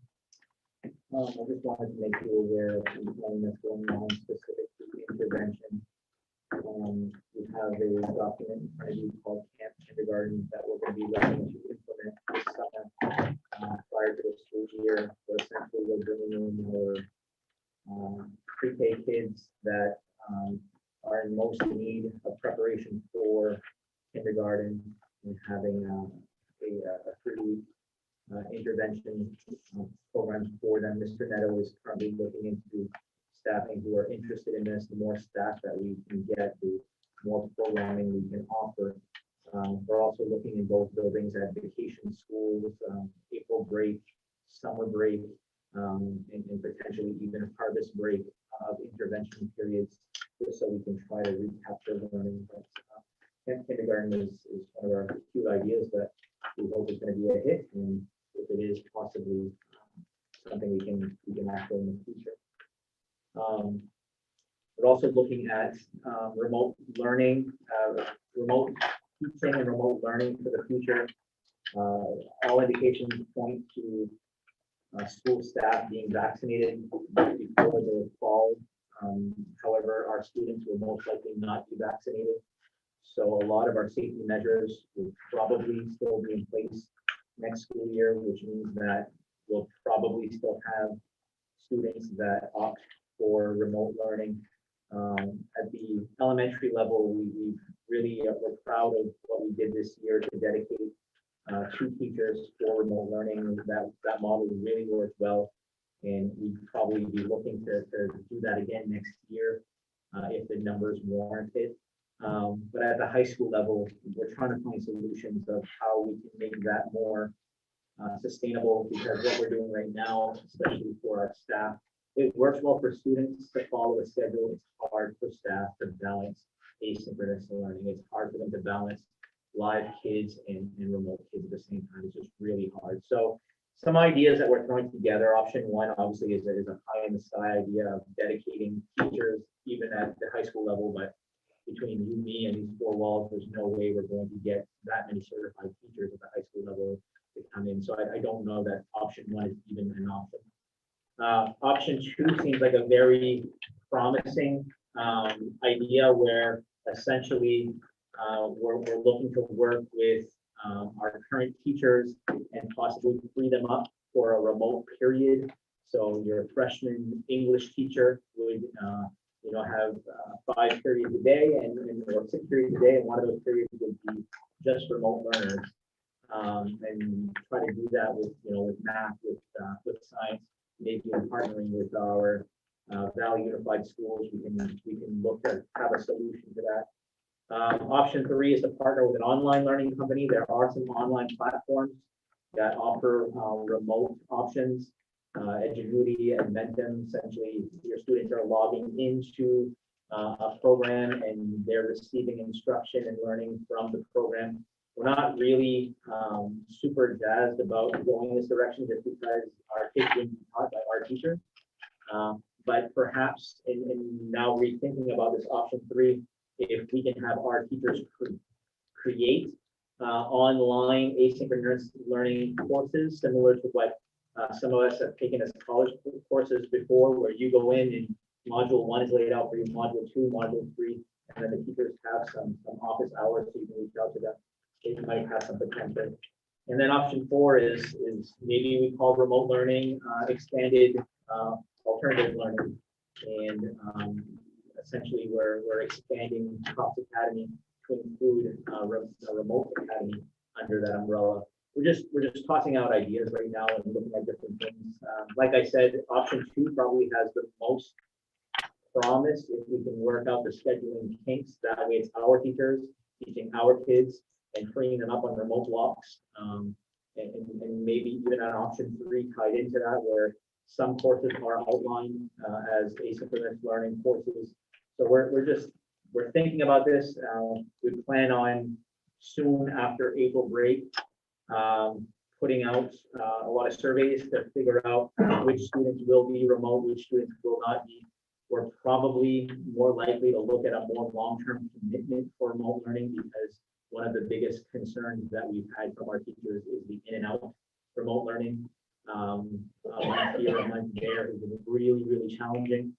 So more of a, you're committing for the year type thing is what we're looking for at least half a year for sure, especially if we're gonna, we're gonna staff it and we're going to really work out the bumps. We want to know who needs to be a remote learner for all the right reasons. Obviously, if you're required to quarantine, you can still access remote learning for that period of required quarantine, but we're talking about the full-time remote learners. So we'll keep you updated as we continue our planning, but that's where we are right now. Ben, I have a question. Are there any staff that wish not to be vaccinated? Very low, very low. I think SAD27, we've gone through the 60-plus-year-olds. I think we had one that said no. So really high numbers throughout the whole valley. Yeah, staff are really looking for it. I don't know if that's going to change when we get into the lower ages, but I know our 60-plus, they're all on board. Hey, Ben, about this, I feel like I'm broken record, but maybe the answer is different for your pre-K Oh, yeah. 5, versus like, because you'd have, that looks like 2 teachers if you did for this dedicated, Yep. it's like you did this year. Oh, yeah, our That model- seems- Our model for elementary, we're sticking with it, And then 6 through 12, looking at a different. something else. No, we really like Okay. our model for elementary. Yeah, for sure. Then in regards to remote learning and snow days, we've talked in the past that remote learning, we wouldn't actually be having snow days, but that. Yeah. Where are we going with that? There's two things that are preventing it from a Department of Education standpoint and the U.S. Agriculture Food Service. So the two things that are sticking points, one is the required meals. Right now we have a waiver for required meals and all students get free lunches. But in a normal school year, if it's a school day, school lunches have to be provided. So you almost have to either predict the snow day and send kids home with a bag lunch. Or you send out your bus drivers in a snowstorm to go deliver meals, which is probably not a good idea. So that's one of the hiccups that we're not looking into, but the department is looking into how the federal government can look to either provide waivers around that or come up with creative solutions. The other one is actually in statute. There's a requirement for snow days that basically has an hour calculation for making up snow days. So for every snow day, students need to be back in school for X amount of hours per every snow day missed. And that's actually not allowing for a remote day to count for a regular day. It's fine this year because there's a waiver, but they would have to strike that from statutes and basically put some language regarding remote days also count as a regular school day. So those are the two things that are sticking point here.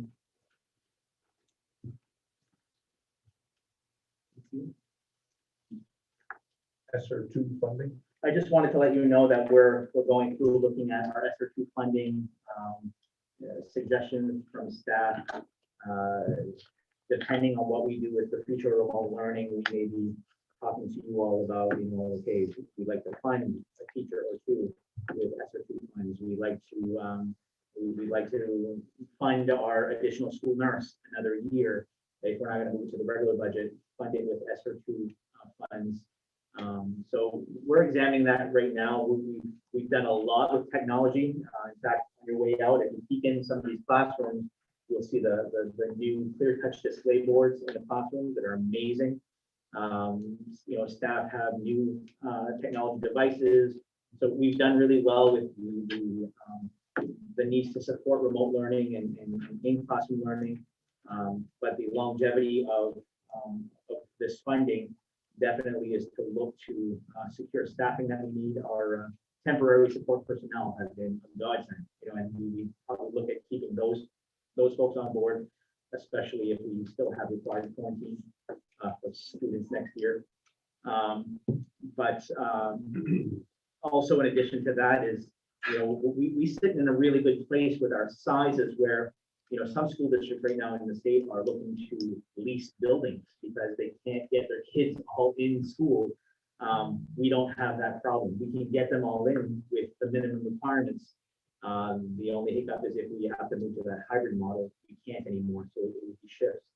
I would recommend to you that we have to rent space. Maybe at Forkin Elementary School, a little bit more space would be really nice.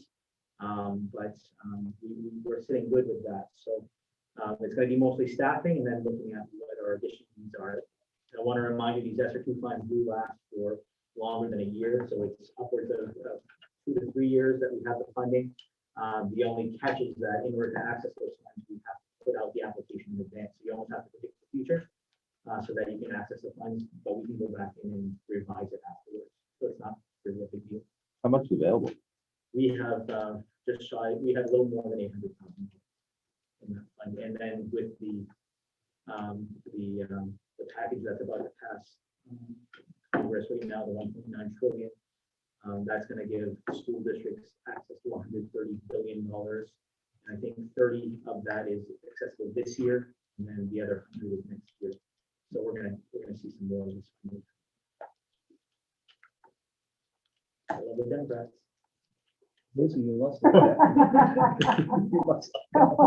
That bubble's pretty good. New business, retirement. We do have a retirement announcement. This is a letter that I'd like to read to you. Dear Superintendent Sirwa, please accept this letter of notification of my retirement from MSAD27 effective June 25, 2021. Is with mixed feelings that I retire after a 34-year career in public education, 11 years with SAD33 and 23 years with SAD27. I leave this very rewarding profession. I would like to take this opportunity to thank all of you in the past, present members of SAD27 Board of Directors for the support and guidance throughout my time spent here, both as a classroom teacher and as a member of the administrative team. The professional growth opportunities that were afforded to me are endless: local, state, and national conferences, workshops, master's degree, leadership networks, and the honor of representing our school district while serving on numerous statewide NPA and MIAA committees, to say the least. It's been a pleasure and honor serving with the communities of SAD27. I leave my position feeling confident the school district will continue providing the highest quality education to its students. And I truly will miss being part of it. However, I do look forward to my retirement years, spending time traveling with my wife and enjoying my children and grandchildren. I can proudly say that I not only did I work for SAD27, both of my children were fortunate enough to graduate from both. Sincerely, Paul Misha. So, Paul Misha, congratulations on your retirement. Thank you, Paul. Thank you, Paul. Second. Any discussion? All those in favor? Unanimous. I have another retirement notification, not quite as wordy as Mr. Michaud's. He simply says, Ben, I was asked to advise you that I'm going to retire April 15, 2021. Thank you, Don Sear. Second. Discussion? All those in favor? Unanimous. I like that. As far as openings, we do currently have a posting for our CHS, the RMS athletic director, PE teacher. We also just put out an in-house posting for our adult ed literacy person. Now that Mary Lillard is approved that retirement last week. Those are postings right now. So I see there's a little something about a dean of students to replace Paul. Like, it's not going to be a vice principal, it's going to be a student. We had talked a few years ago as a board, and it may still be used together then, about maybe, and this is just something we had spitballed, the idea that maybe we should look into getting a social worker or something to, like, would it be helpful to have somebody with that kind of background doing the vice principal position, because so much of what Paul had to do with was behavioral issues. Yeah, and that's what's nice about having a dean of students posting, is that you don't lock yourself into only administrative certification. Okay. You can kind of branch that out a little bit. So I know Mr. Neto is working on some language off of what we created for Mr. Doucette and Mr. Coletta of what his ideal person would be. Cool. Good. which is Paul Michaud, but now that Paul Michaud.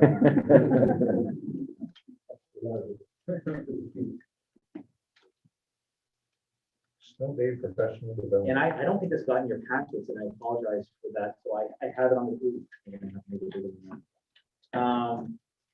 Professional development plan for unexpected cancellations and steep snow days. We actually gave this a test run on our snow day last week.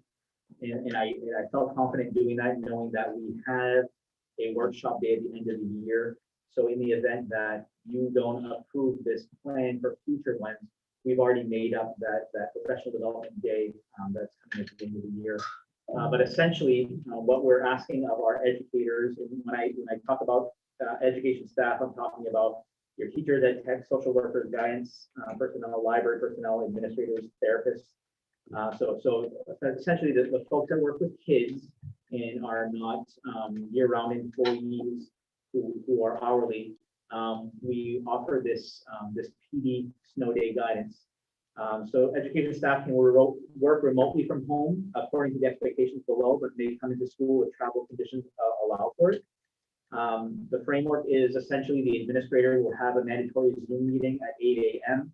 And do roll call with their staff and set expectations. And then do another Zoom meeting after lunch. So if they establish lunch at 11 to 11:30, then they're having their meeting at 11:30 and do the same thing to set expectations for the afternoon.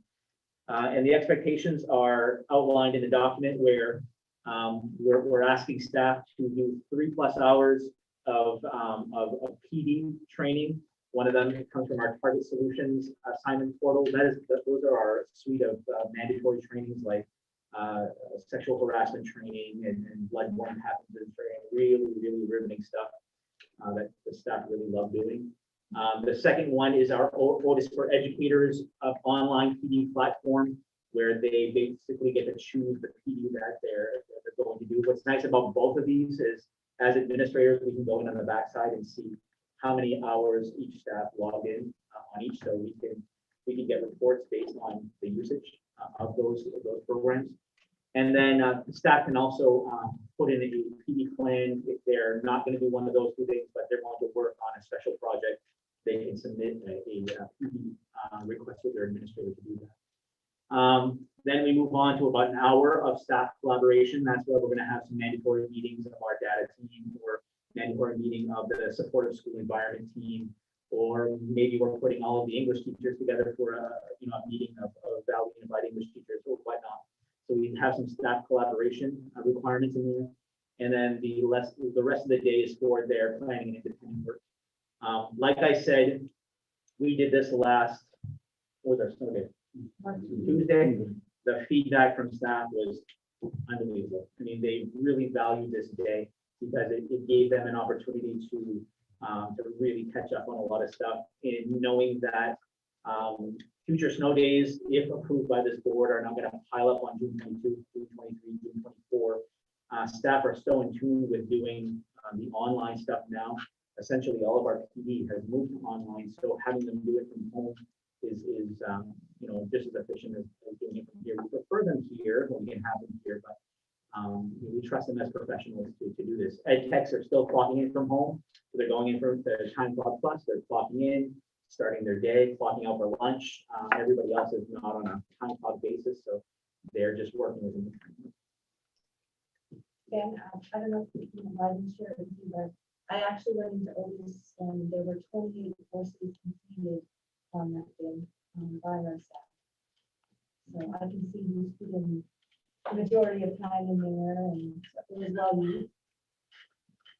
And some staff were really good. They would reach out and say, instead of Otis for Educators, I'm going to go into, like Travis Delisle is one of them. He has an online suite of PE professional development series. He says, can I do this instead of that? Absolutely. We're going to allow whatever professional development is good for you.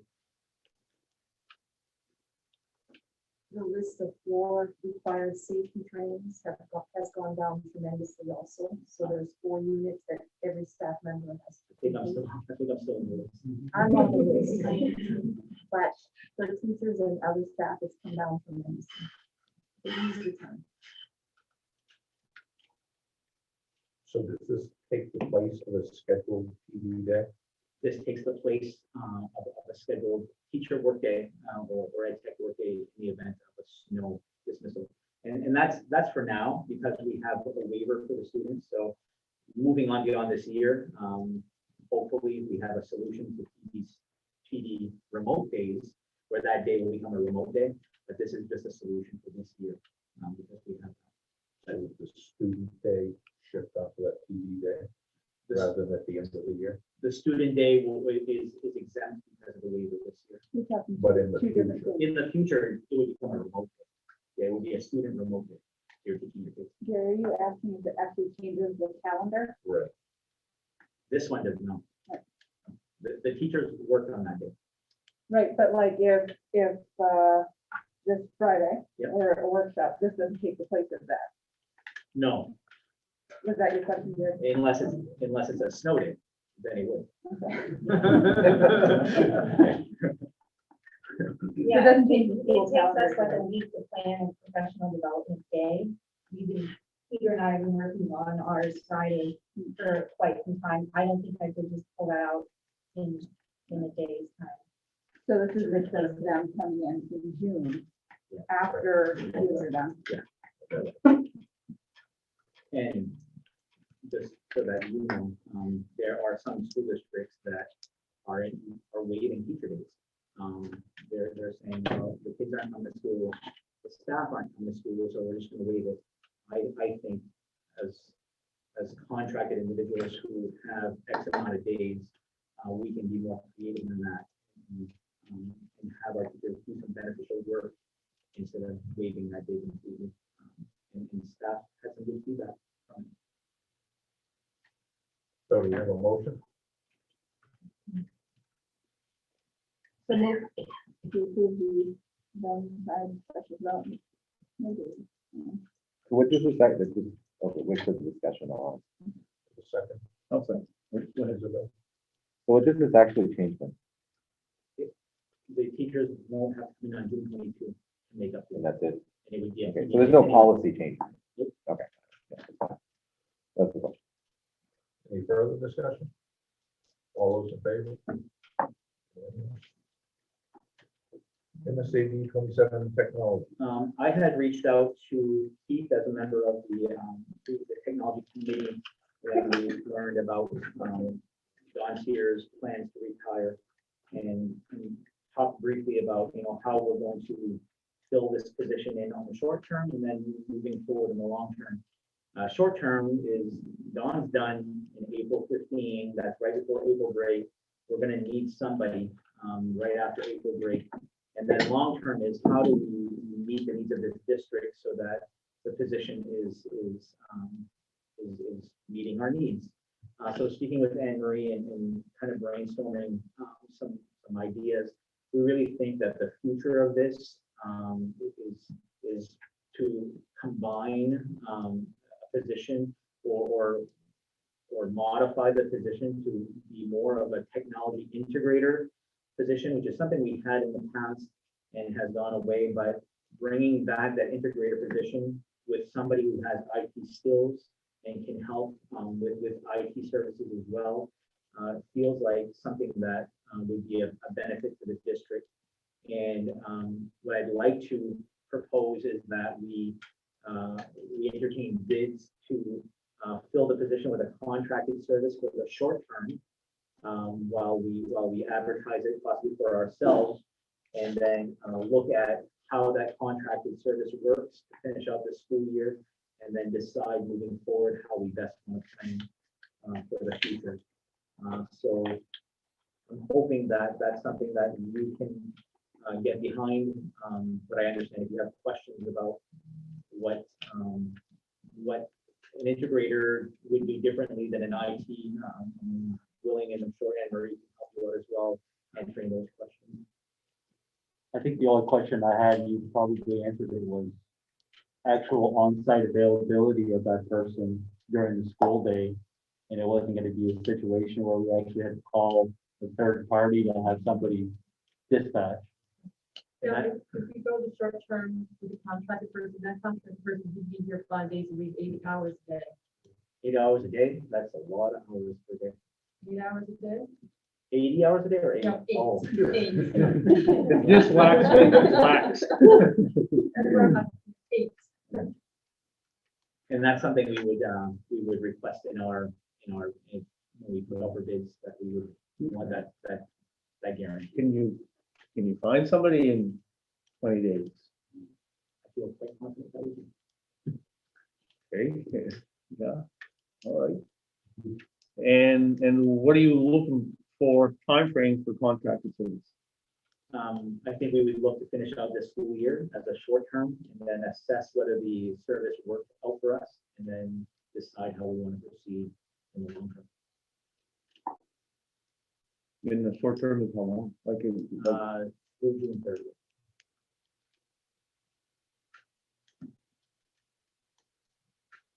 five months? Yep.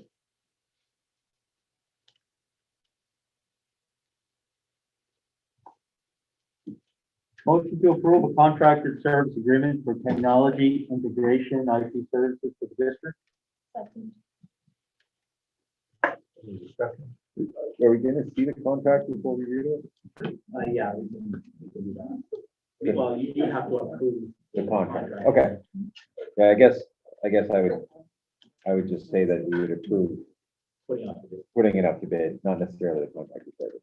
So I guess I would move to amend the motion to read that we would move to put out the bid a contracted service. Can I get a second? Sure. Yeah.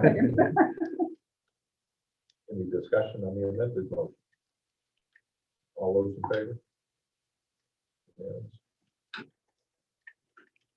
2021-22 proposed meeting dates. We have a list of proposed meeting dates for next year. They're identical dates for this year. It's just one day off. So again, repeating Mondays every 5 weeks or so. And it falls, like I said, exactly in line with what we proposed this year, or what we approved this year. And then we of course build in special board meetings or emergency board meetings as needed, as we did this year.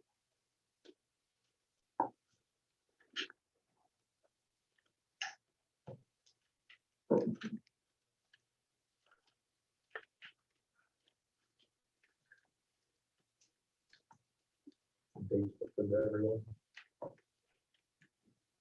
I tried to stay away from hunting season, and you see that there, I only have November 1 and then nothing until December 15th. So I think you're available. November 1, maybe not. Well, that's it.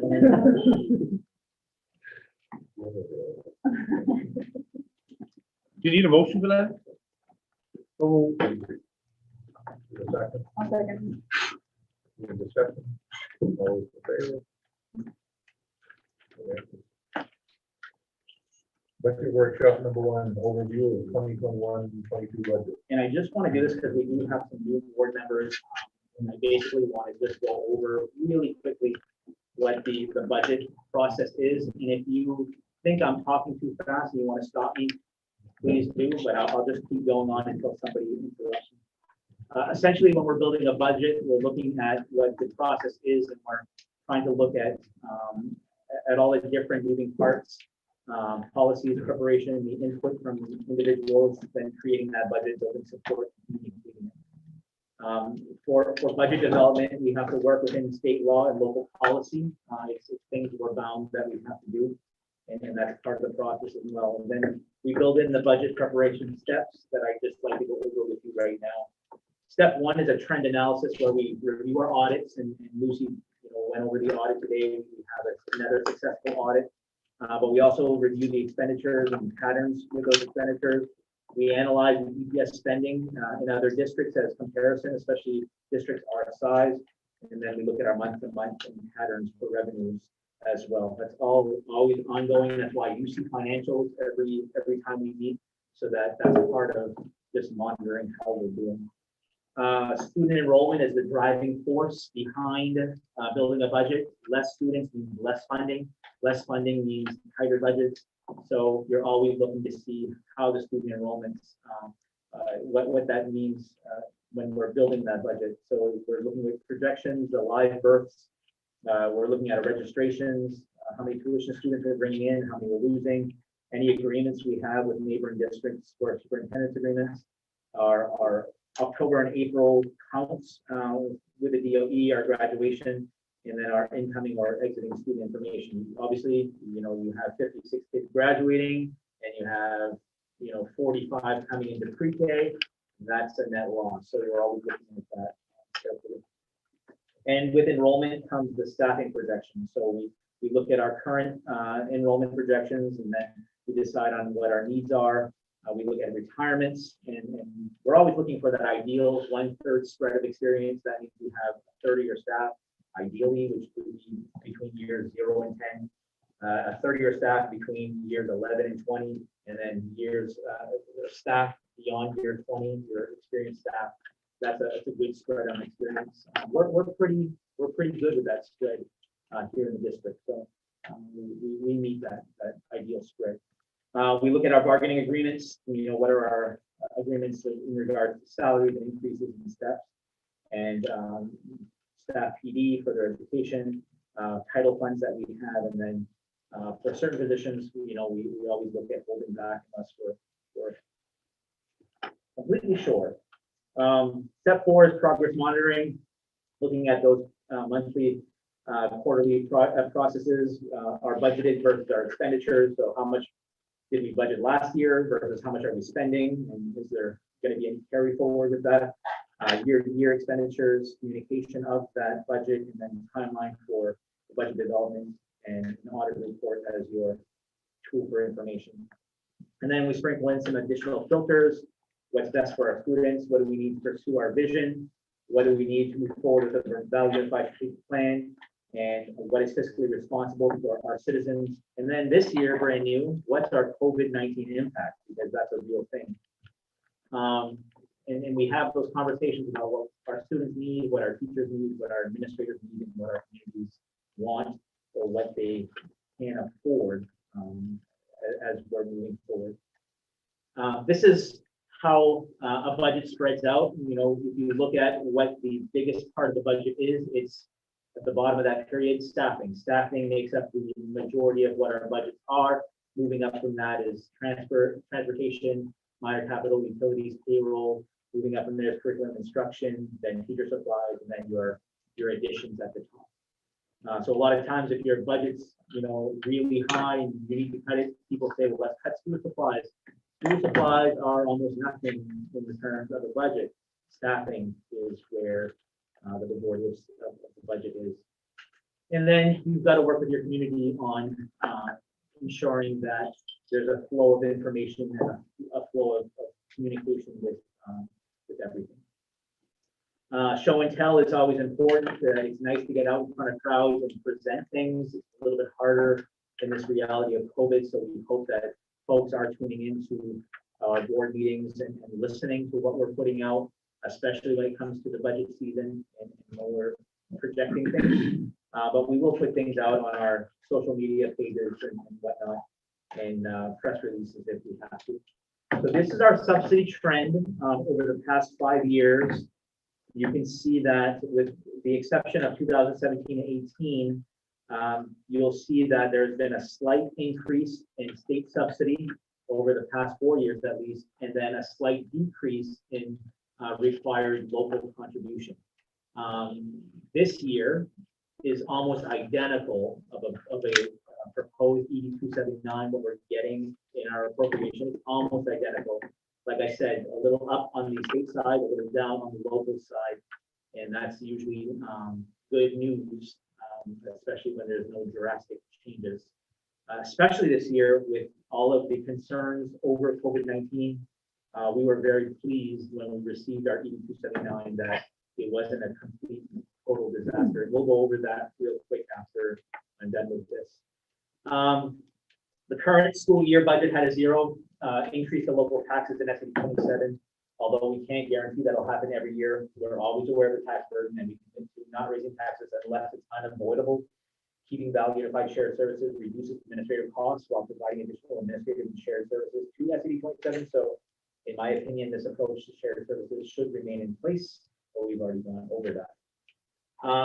The statement on federal funds specific to COVID-19 pandemic, it's super important to anyone listening to this meeting, and I'll try to remind folks throughout the budget process that all of those grant funds that we got were not money that we could put in our bank account, wasn't money we could offset the budget. It had to be funds spent specific to react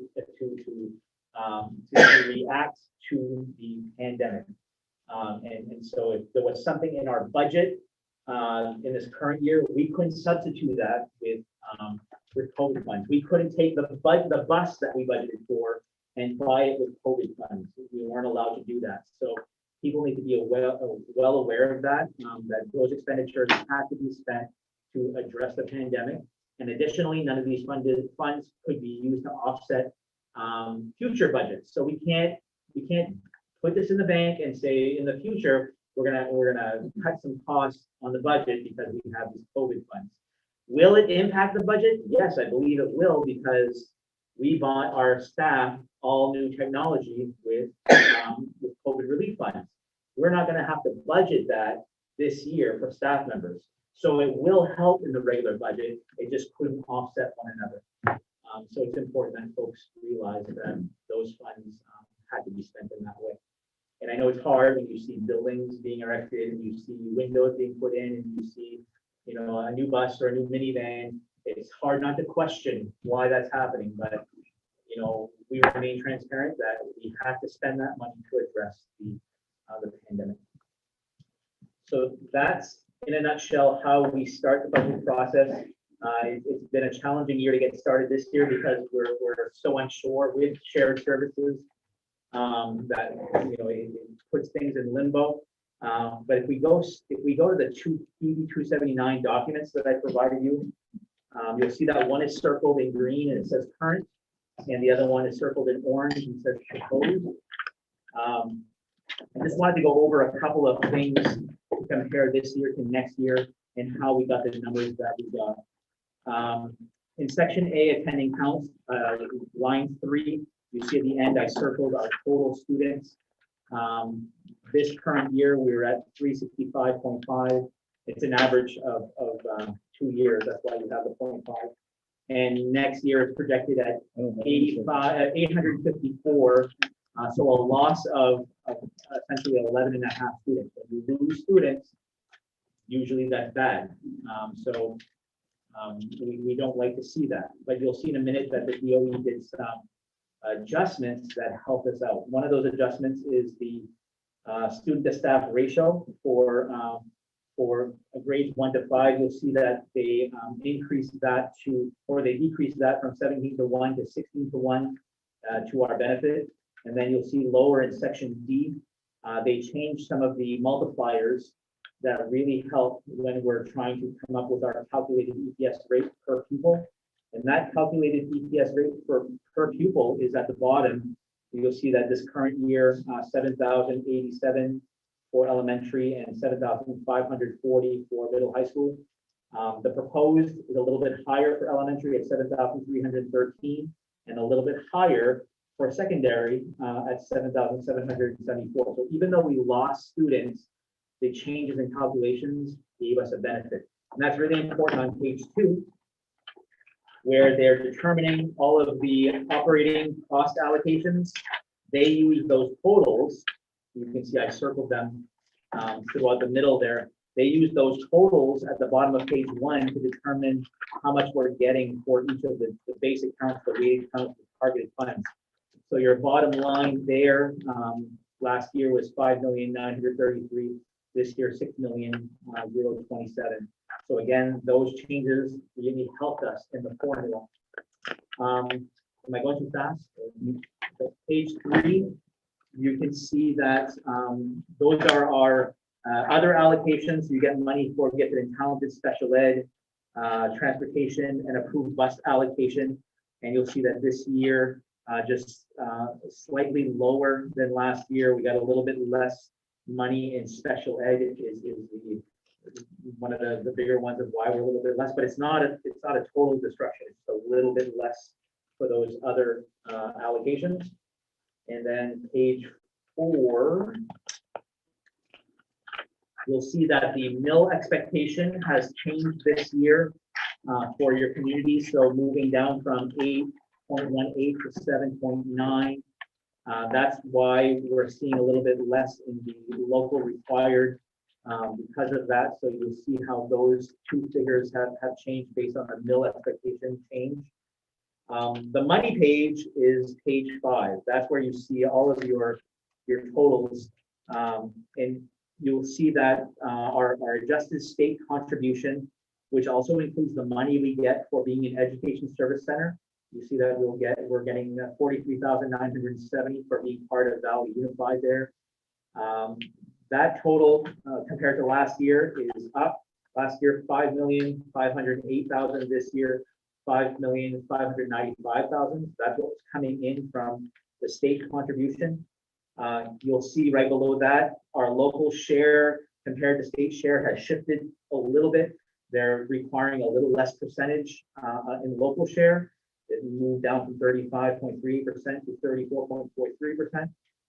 So our total required local, which is the last figure I have circled, we're requiring less from our local taxpayers, down from 2,992,000 to 2,915,000. So total allocation is almost, like I said, identical. In fact, if you look at the last page and see our monthly payout from the state, our subsidy payout, I think it's like a $5,000 difference in the monthly payout. So it's a really, really close budget, not budget, but allocation for last year. So that gives us some really good information to get started, and that's what Lucy works for magic. And we hope next meeting to give you an idea of where that budget is and what it looks like. I have a question. Yeah. That education service center member allocation, fourth grade, what? Based on students. Based on students. Based on students that you have. Is there anything in there that shows us the tuition people? Not in the, Okay, and is there anything in the, if we had the student count for the tuition people like Allocations, like that, like that number, that gross number, well, you have to have it through the grades in order to figure out the ratios. and Lucy will have that in the revenue sheet when she displays the budget to you. You'll see your tuition agreements and how much you're bringing in from them.